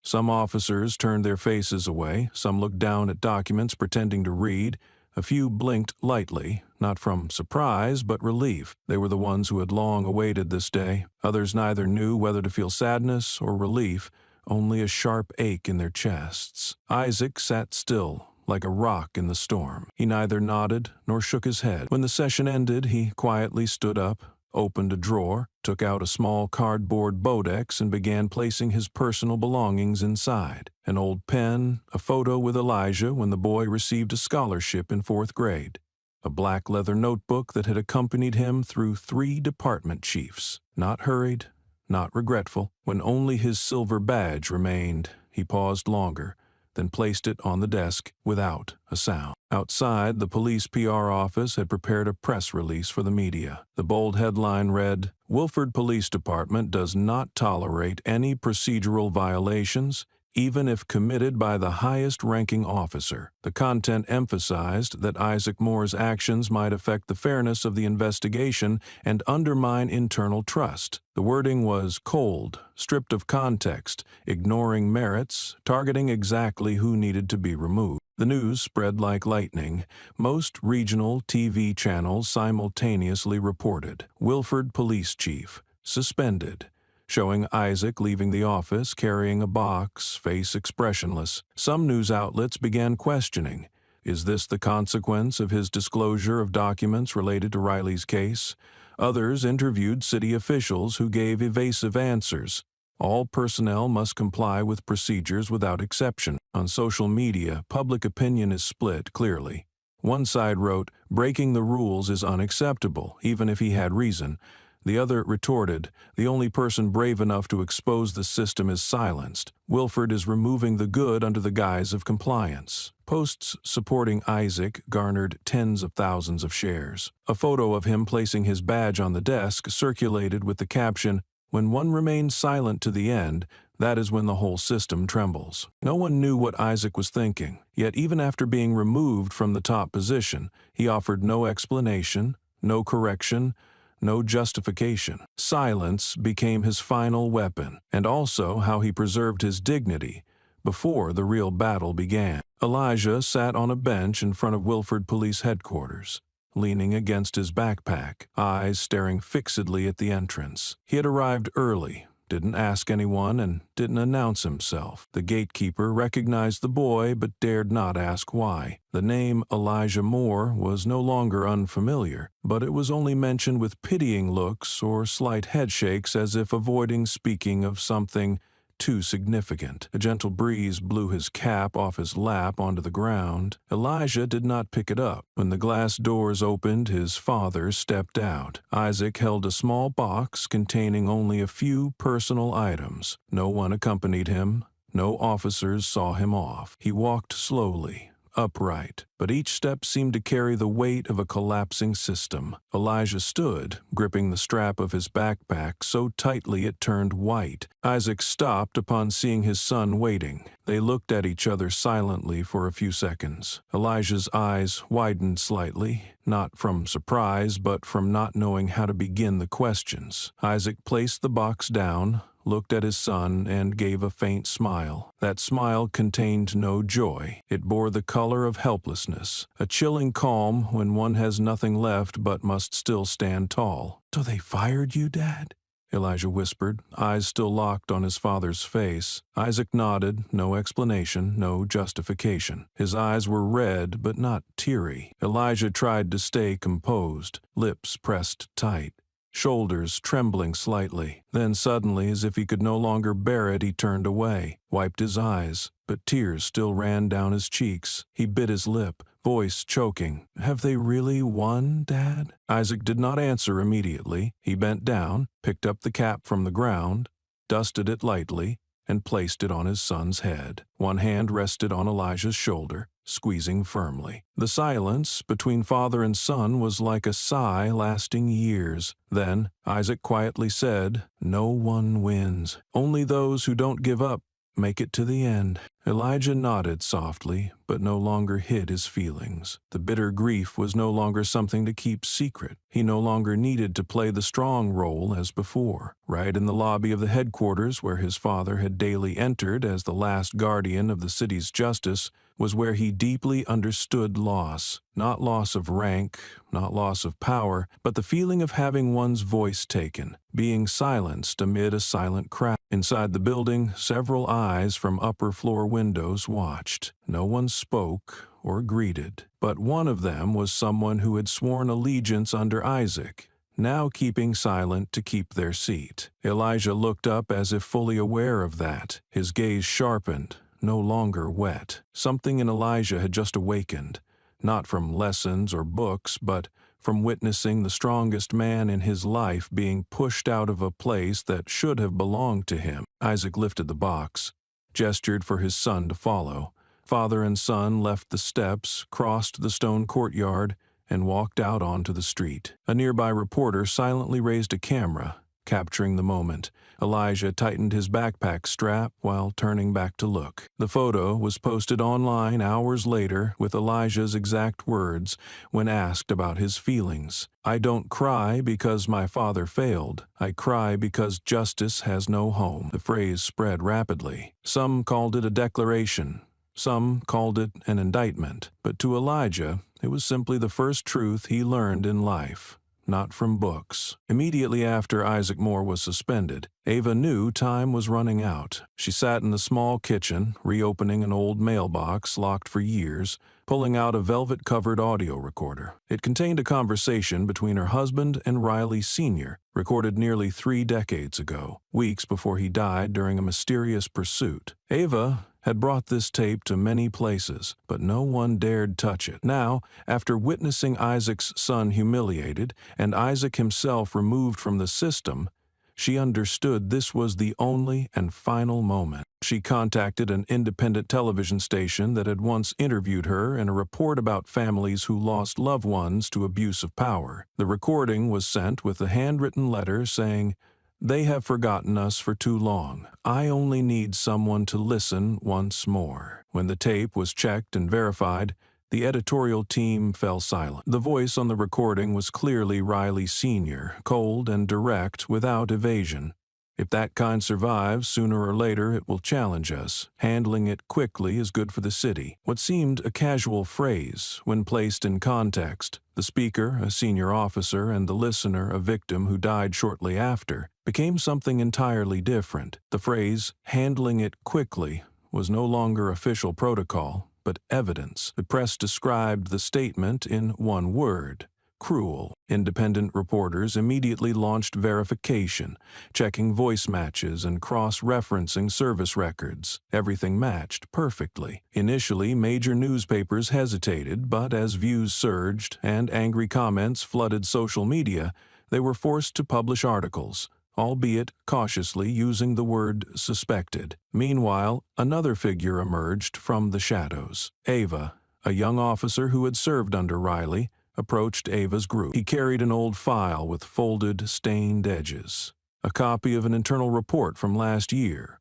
where the description of Riley's uncontrolled violence was crossed out and replaced with preventive intervention following safety procedures. That section bore Alan's signature, but alongside was a handwritten note clearly not his. Alan recounted that after submitting the initial report, he was called to a superior's office and asked to sign a revised, pre-prepared version. He objected, but was threatened with transfer to an administrative unit, and warned his pension might be reconsidered if he caused internal trouble. At that time, he bowed his head and signed. But after Elijah stood in front of the precinct, clutching his backpack strap and struggling to hold back tears, Alan knew he could no longer remain silent. "I cannot let a child bear the consequences of adults' cowardice anymore." Ava listened to Alan, her eyes without blame, only a nod acknowledging that sometimes rising late is better than never rising at all. Hours later, they appeared together on a live social media broadcast. Ava wore black and spoke slowly, each word like a nail driven into the table. Alan stood beside her, straight-backed, eyes unflinching. They told no personal stories, shed no tears, and did not plead innocence. They presented documents, recordings, and original reports, clearly without raising their voices or casting blame. The program lasted less than 20 minutes, but attracted millions of views that night. No one took their eyes off the screen. The story was no longer just about a family, a suspended officer, or a slapped child. It was a warning to a system too accustomed to pushing truth to the sidelines. Now, the flood had begun. Less than a day after Ava and Alan's broadcast, every social media platform was flooded with a single hashtag: Justice for Elijah. Initially, a few individuals shared the video, followed by community groups, independent journalists, and finally a slew of major news sites that had once been silent or neutral. Under every post were thousands of comments, shares, and questions demanding answers. Who protected Riley? Who forced Alan to alter the report? Who ignored Ava's husband's death for nearly 30 years? National TV stations joined not out of responsibility, but because the public outrage had spiraled beyond control. Every new article was fuel on a fire never before quenched. Veteran journalists previously forced out of Wilford for reporting on racial discrimination in policing returned, with audiences 10 and 100 times larger. A series titled "They Knew and Stayed Silent" ran continuously for 3 days, each article quoting internal files Alan provided and showing images of Elijah standing in the police courtyard with tear-rilled eyes. Pressure spread to local legislators. Civil organizations jointly demanded a state-level hearing to review the entire complaint handling system in law enforcement. Prominent lawyers from major cities volunteered to offer free legal aid to any witnesses threatened or coerced into silence. A law student group launched a website compiling all details with relationship charts, file links, and maps of hidden power. Millions of visits crashed servers, forcing an expansion within 12 hours. Inside government agencies, cracks appeared. Some mid-level officers sent anonymous letters to newsrooms, attaching internal emails ordering soft handling of cases involving black residents to protect the city's image. A memo titled "Image Control of the Unit Under All Circumstances" leaked, bearing Harold Crane's approval signature. Everything was coming to light, but amid the storm, Isaac remained silent. He did not appear in any videos, declined interviews, and never posted on social media. Attempts to contact him were refused. People began calling him the silent keeper of the flame. This silence, in these circumstances, was no longer a sign of retreat, but a pressure forcing all involved to tread carefully. Meanwhile, Elijah gradually became a symbol of a new generation. His image, standing beside his father with resolute eyes, was printed on T-shirts, posters, and street art. A street artist in a neighboring city painted a large mural on an administrative building, depicting Elijah standing tall amid a rain of internal files falling around him. Beneath the phrase, "When a child stands up, the entire system must bow," the mural spread as a wordless manifesto. The wave climaxed when a clip from Ava and Alan's live stream was used as the opening segment of a national news broadcast. Ava looked straight into the camera, speaking clearly and slowly, without trembling. "I do not need anyone to apologize to my husband anymore. I only need them to stop creating more victims." Her words ended in a heavy silence in the studio, followed seconds later by tens of thousands of shares. At that moment, no one questioned whether Elijah deserved justice. The question had shifted to how many other Elijahs remained unseen. The second-floor hall of the state administrative building was packed, despite being arranged for an emergency event.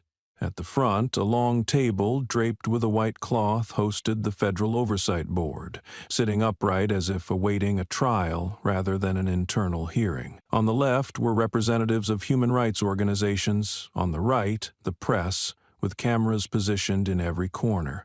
A heavy atmosphere loomed, broken only by the gentle tapping of pens on notebooks and the occasional creak of wooden chairs. Isaac entered, carrying no documents, his face as still as stone. Behind him, Riley was already seated, wearing a fully buttoned white shirt, his expression tense. Crane sat further down the row, eyes fixed on the ceiling, leaning back with an indifferent attitude. When it was his turn, Isaac stood without looking at any paper. He clearly presented the entire case: the camping event at the park, Riley's slap, the department's response, the suspension decision, and the subsequent released data. He made no complaints or subjective accusations. Each point was supported by evidence, timelines, and compared to internal procedures. When mentioning the altered file, he did not look toward Alan or call his name, yet his words were clear enough that no one in the room could pretend not to understand. His final sentence struck like a sharp blade. "I have nothing to gain for myself, but I have a responsibility to reclaim the truth for a child disregarded because of his skin color." A few board members nodded slightly. The chair shifted his gaze to Riley. He stood up with a slight tremor in his voice, claiming he exercised his right to protect his son when he saw him threatened. According to him, Elijah had aggressive behavior and provocative words that offended Nelson. His intervention was to prevent escalation, and he only pushed lightly, not slapped. When asked about the video circulating online, he insisted it was edited and lacked context. Riley looked at the board, adding, This is a smear campaign intended to damage my reputation for political motives. A few people chuckled softly, but no one spoke out. Isaac remained seated. He requested to speak again and was granted permission. He presented operational system logs showing Riley failed to report the incident within 24 hours as required. He quoted the altered report where descriptions of violent behavior were removed, replaced by phrases indicating proactive prevention. This is no longer a dispute about facts or words. This is the system's chosen method to protect lies. The board's attention shifted to Crane. The city's chief administrative supervisor sat up straight, his voice hoarse, stating he had only received files from subordinates and had never directly handled the specific case. When questioned about signatures on internal statements, he said it was an administrative process and drafts might have been finalized by legal counsel. An outsider council member asked directly, "Are you aware that Riley was complained against 3 times in 2 years?" Crane replied, "I don't recall clearly," then repeated the familiar refrain that his role was limited to overseeing image and internal communications. The recorders needed no further questions. All evasions were clear. The hearing seemed destined to end there, shrouded in helplessness. The board member stated, "We acknowledge the presentation but need concrete visual evidence at the time of the incident." No one stood to object. Isaac sat down, hands resting on his knees, gaze steady. Riley blinked repeatedly, while Crane stretched as if relieved to end a pointless meeting. The media began packing up, assuming the case was stalled. Then, at the back table, an independent reporter slowly raised a hand and requested permission. "I have just received an unpublished video capturing the entire incident at the park." The room froze as if the air had been cut off. Isaac did not turn, but his gaze tightened like a sharpened blade. The USB was silently handed to the board. The reporter confirmed the footage came from an anonymous witness present at the park that day but never before on the media. The original data's timestamp matched the security camera logs. The board ordered a pause in the hearing to review the content. A large screen lit up in the hall, casting pale blue light on faces once cold but now wavering. The image was clear and steady. The lens was placed at the park's left grassy corner, where sunlight slanted through trees, providing surprising clarity. First appeared children playing, Elijah's laughter audible. Then Riley approached from afar. The wide angle showed him stepping quickly, with no words exchanged, no investigation attempted. Seconds later, the frame shook as Riley grabbed Elijah's collar and leaned close. Everything was undeniable. Elijah's face, pressed near the screen, eyes wide open. Then Riley's hand swung, striking Elijah's right cheek. The slap echoed like a blow to the whole room. Some held their breath, a few exhaled softly. No one looked away or moved. The video continued seconds after the slap, capturing Elijah's trembling face, lips pressed tight, eyes panicked but not breaking down. A slap in broad daylight in a crowded park with no provocation, no reaction from the child, and notably no defensive act. When the footage stopped, the room remained silent with no immediate response. The chair requested the reporter verify the tape's origin. The reporter clearly stated the video was simultaneously sent to 2 independent agencies for authentication. Timestamps and metadata matched with no signs of editing. Another board member asked why the witness only submitted this now. The answer was fear of retaliation. But seeing the distorted narrative,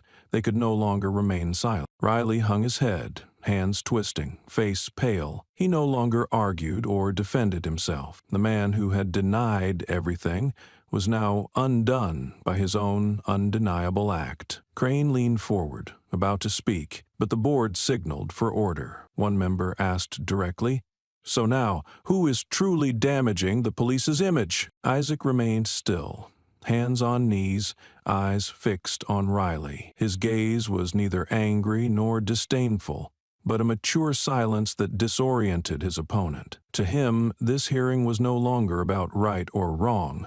but proving that truth could be delayed but never buried. At the session's end, the board announced it would consider criminal responsibility based on the released video. Independent forensic agencies would be involved immediately. The next debate was postponed, pending official legal confirmation. News spread outside the chamber like wildfire. Media captured board members, rising with heavy expressions, the already cold hearing atmosphere nearly freezing. That very evening, news outlets simultaneously released the breaking story. Headlines flooded major sites. The full video of Riley's slap turns the tide. Public opinion boiled. Articles that once doubted Elijah's account were resurrected. Comments shifted to apologies and calls for legal action. The slap, once dismissed as fake news, became an undeniable symbol of abuse of power. A prominent article closed boldly. Truth needs no defense. It only requires a timely video to shatter the walls of lies built over many years. After the video was released and went viral, Riley almost disappeared from the media. In the early days, he still appeared with his personal lawyer, but gradually he withdrew, refusing to answer any interviews. Reporters camped outside his house for days, without capturing any images except shadows passing by the window. He remained silent, yet the system did not allow him to vanish. When the investigation board reopened the supplemental questioning session, Riley was forced to appear. His face was visibly gaunt, his chin retracted, and his hair greasy at the temples. He was asked about the response procedures during the park incident, but the questions quickly shifted when a board member demanded that Riley clarify the origins of the behavior. His gaze dropped to the edge of the table. He hesitated, then slightly nodded. He began with a short, hoarse, and broken statement that he did not decide everything that day. Some heads lifted. He continued with a clearer voice, explaining that during internal unit training sessions, young officers like him were informally reminded to tighten security in upscale neighborhoods. The phrase repeated often was strange elements, referring to people not residing in the area but frequently present for unclear reason. Those dressed improperly, speaking with different accents, or moving in a way that didn't belong there, were listed as groups needing quick handling to avoid trouble. He did not name the direct commander, but described that everyone implicitly understood it was an order from higher-ups. The phrase most frequently mentioned in meetings was just, "Make it neat, don't leave any records." He gave examples of previous cases handled in this way, including unjustified body searches, expulsions from neighborhoods for temporary safety reasons, and some assaults recorded as resisting inspection. One of the names he mentioned was the late Riley Sr., his father, who once had significant influence in the field. He said his father taught him how to avoid writing complete reports and how to use terminology to legalize violent acts. Once his father bluntly said, "Keeping this area clean is keeping your whole career safe." That was the first lesson he learned after graduation. The entire room fell silent for several minutes. The board requested verification of internal records, but Riley added a detail that thickened the atmosphere. He was ordered not to allow strange black individuals prolonged contact with native residents. The reason noted in the manual was to prevent cultural conflicts leading to civil disturbances. He said he never saw this recorded in any official documents, but that it was an unwritten rule everyone understood. A board member commented that if Riley's words were true, the problem was no longer individual, but a set of unwritten principles governing all behavior. A human rights organization representative demanded the establishment of a special investigation into the oral orders within the Wilford police force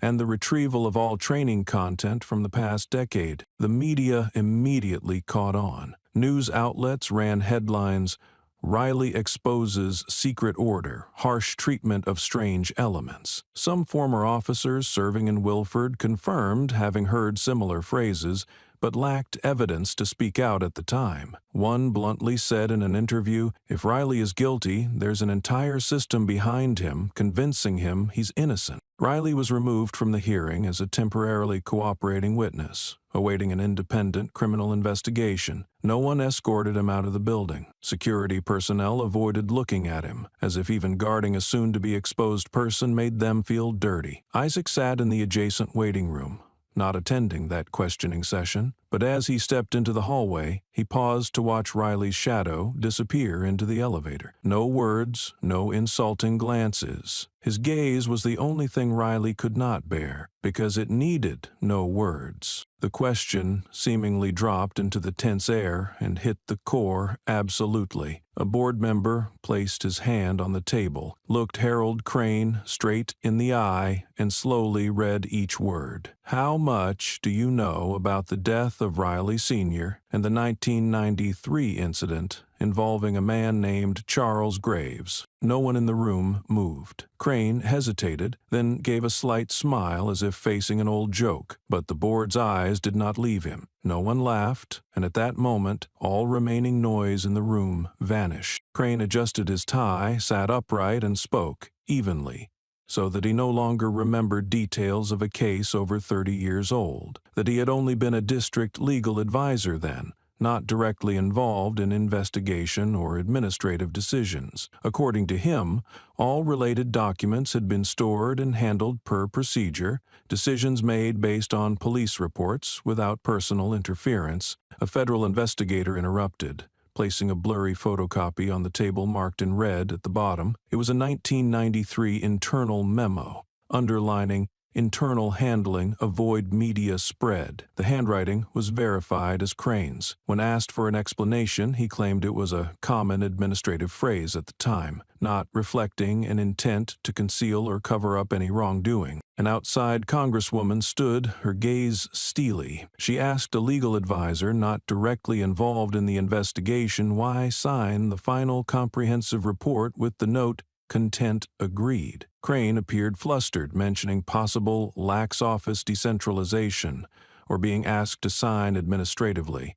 The vaguer the answer, the heavier the pressure in the room. Another blow came from an independent investigative journalist. She informed the board that in 1993, a sum of $10,000 under community funding was transferred to a fund directly linked to Crane, with the source connected to a company in which Riley Sr. held minority shares. When asked to explain, Crane denied all, claiming no knowledge of that connection and stating he never received financial benefits from law enforcement agencies. The board remained silent, but their expressions changed. Their silence was no longer respect, but to observe how a man once at the peak of power stumbled over his words. A human rights representative placed a hand on a thick file and said softly, "We reviewed 30 cases you signed off with the note internal handling. 8 showed signs of conflict of interest. That number's too high to be a coincidence." Crane began to lose patience. He said he was being made a scapegoat for a system flawed by many, and that he could not remember every detail after 3 decades of service. But that statement no longer worked. Sympathy had run out. Caution turned into surveillance. At the end of the questioning, the board officially requested that Crane's supervisory legal duties be suspended, reopening all case files from 1990 onward related to him. An independent criminal investigation would commence. Media captured his image rising, eyes cast down. No one approached or patted his shoulder. As he exited the main hallway, he met Av, the woman who quietly recorded audio, who lost her husband because of a system he was part of. She said nothing, only looked at him with eyes long dried of tears. Crane turned away, avoiding her gaze, because for the first time in his administrative life, he understood what a wordless look meant. It was heavier than any indictment he had ever signed. The morning began with a brief announcement posted on the official city office website. The simple statement was so stark that many suspected a hoax. Harold Crane officially submitted his resignation. There was no press conference, no statements, no further explanation. only his handwritten signature and a red stamp below, timed to coincide with the release of the suppressed 1993 documents. The media frenzy ignited instantly. Major news outlets shifted from covering the hearings to analyzing the power dynamics behind the scenes. Publications that usually avoided direct confrontation now ran explosive headlines, including the most shared article titled "The Last Loser Leaves the Chessboard." Images of Crane, once considered the silent architect of the system, appeared across all news channels, accompanied by a widely circulated caption, "When there is nothing left to deny, people choose silence." That same day, the federal prosecutor's office announced the opening of a criminal investigation into a series of law enforcement officials who had held key roles in Wilford over the past 30 years. The preliminary list included figures who had signed off on internal handling records suspected to be forged, ranging from former heads of human resources to the leader of the Internal Investigations Unit a decade ago. Many names previously obscure in the altered files have now become central subjects of the expanded inquiry. Initial charges outlined in the indictment included forging internal documents, abusing public office, covering up violence within the police force, and manipulating inspection conclusions. Several key individuals who had worked alongside Riley were urgently summoned for testimony.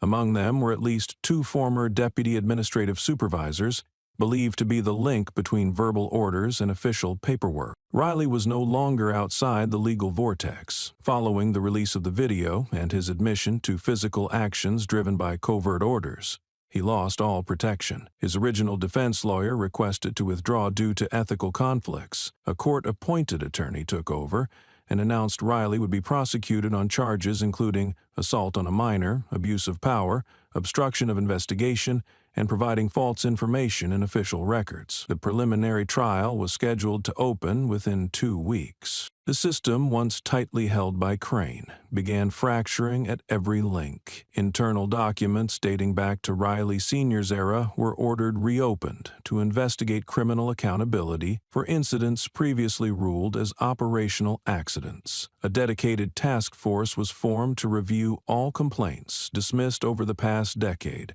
reporting directly to the Federal Inspector's Office. The media described this as one of the largest legal upheavals in the state's last 20 years, surpassing previous federal lawsuits related to racial discrimination.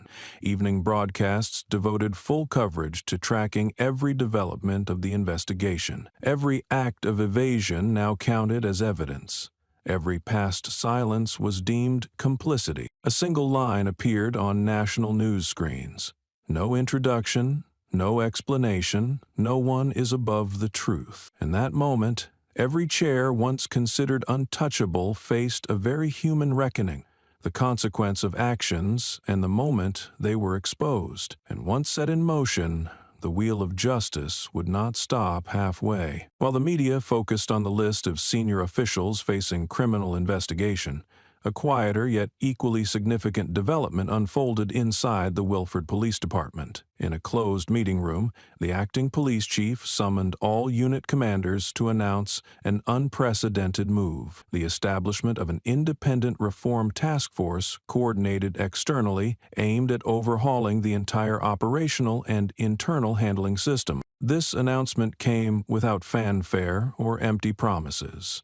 It was delivered amid a heavy atmosphere following numerous hearings and exposed files. The list of departments to be audited was immediately published, including units suspected of document manipulation, from legal affairs to human resources. The acting chief declared clearly, "There will be no place for anyone who once believed power was a shield." Another surprising decision was inviting Jeremiah Knox back to the department, this time as a reform advisor. The man once forced to leave for daring to expose superiors was welcomed back, not with flowers or apologies, but with an official seat at the table. The news spread quickly, accompanied by an image of Jeremiah entering headquarters wearing his old dark brown coat, eyes quiet but resolute. On social media, people shared that moment with the caption, "The man who left to speak the truth returns to clean up the lies he saw long ago. The Reform Task Force quickly formed, including representatives from the Department of Justice, human rights watchdogs, a data analysis team, and 3 independent advisors, Jeremiah being the most prominent face. He spoke little, focusing on reviewing processes previously exploited to legitimize violations. Whenever encountering a record marked "handled internally," he asked a single question: internally who? The first approved proposals included completely ending the one-sided report approval system. Instead, every disciplinary document must be stored in parallel at 3 independent bodies: the Federal Inspectorate, the Civilian Oversight Agency, and a digitally encrypted archival unit. An open information platform was also developed where any complaint pending longer than 48 hours would automatically be publicly displayed. During retraining sessions, Jeremiah avoided theoretical lectures. He required officers to read aloud the names of those whose complaints had been dismissed, forcing them to see that behind every file was a real person. Many officers looked up at one another for the first time, as familiar names evoked memories they had chosen to forget. Reactions within the force were mixed.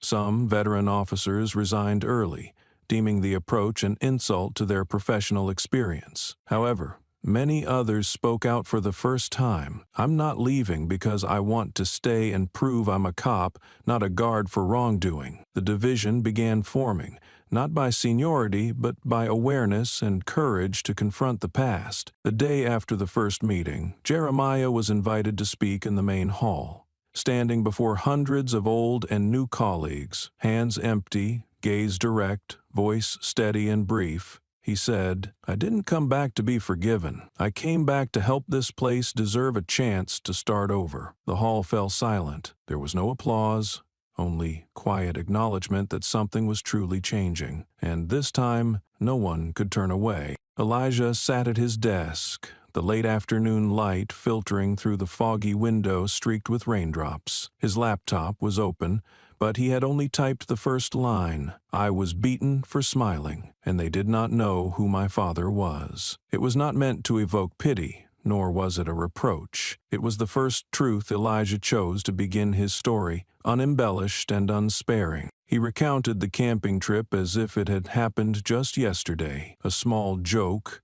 an extreme reaction, and a slap that could not be erased. Elijah focused not on the blow itself, but on the moments after, the sudden silence, the stunned gazes of bystanders, and the suffocating quiet of the crowd. In his essay, he did not paint himself as a victim, but as someone standing between 2 worlds. On one side, his father's cold, steadfast eyes; on the other, the hand of a law enforcement officer who acted like an enemy. Elijah wrote that he once believed only great and complex forces could change society, until he realized that even a harmless smile could expose a system's true face.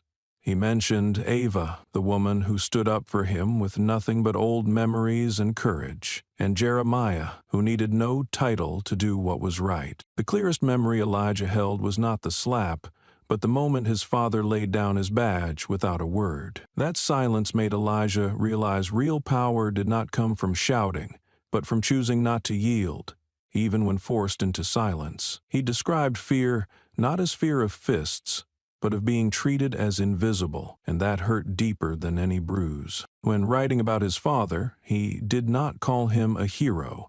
He wrote, "My father did not stand up to save me. He stood there to let this system know it was being watched by someone it could not silence." Elijah told of the night Isaac was suspended and how he walked out of headquarters with his back straight, never looking back. He left that meaning unspoken, trusting readers to understand. The essay ended not with a call to action or slogan, but with a choice. Elijah said he wanted to study sociology and policy communication, not for revenge, but to understand the mechanisms that allow a child to be beaten without anyone seeing wrong. He believed the system could not fix itself without insiders willing to say no. The final line affirmed, "I am not writing this to get accepted to school. I write to keep my memories before someone tries to rewrite them for me." Elijah saved the draft, stared at the screen for a long moment, then clicked send. Outside, the rain had stopped. The last raindrop slid down the glass,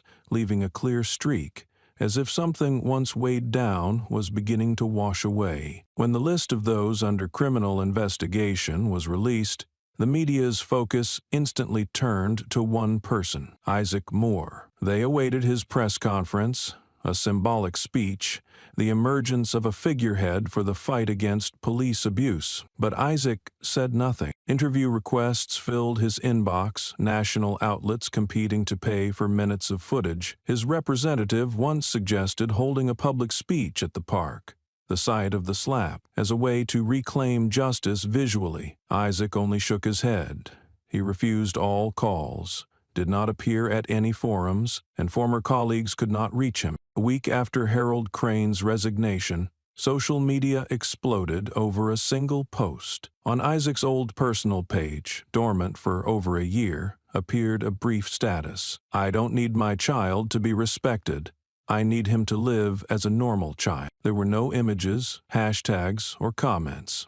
Yet within an hour, it spread across platforms. Supporters shared it with admiration. Some teachers printed it as posters in school hallways. On television, analysts called it a declaration of a new generation, where a father did not demand power, fame, or honor, but only the right for his child to live their age. The media could not explain why someone at the eye of the storm chose to end everything with one sentence. But those who followed the case understood Isaac never sought victory. From the start, what he wanted was a true recognition of human worth, beyond rank, skin color, or medals. After the post, he remained silent.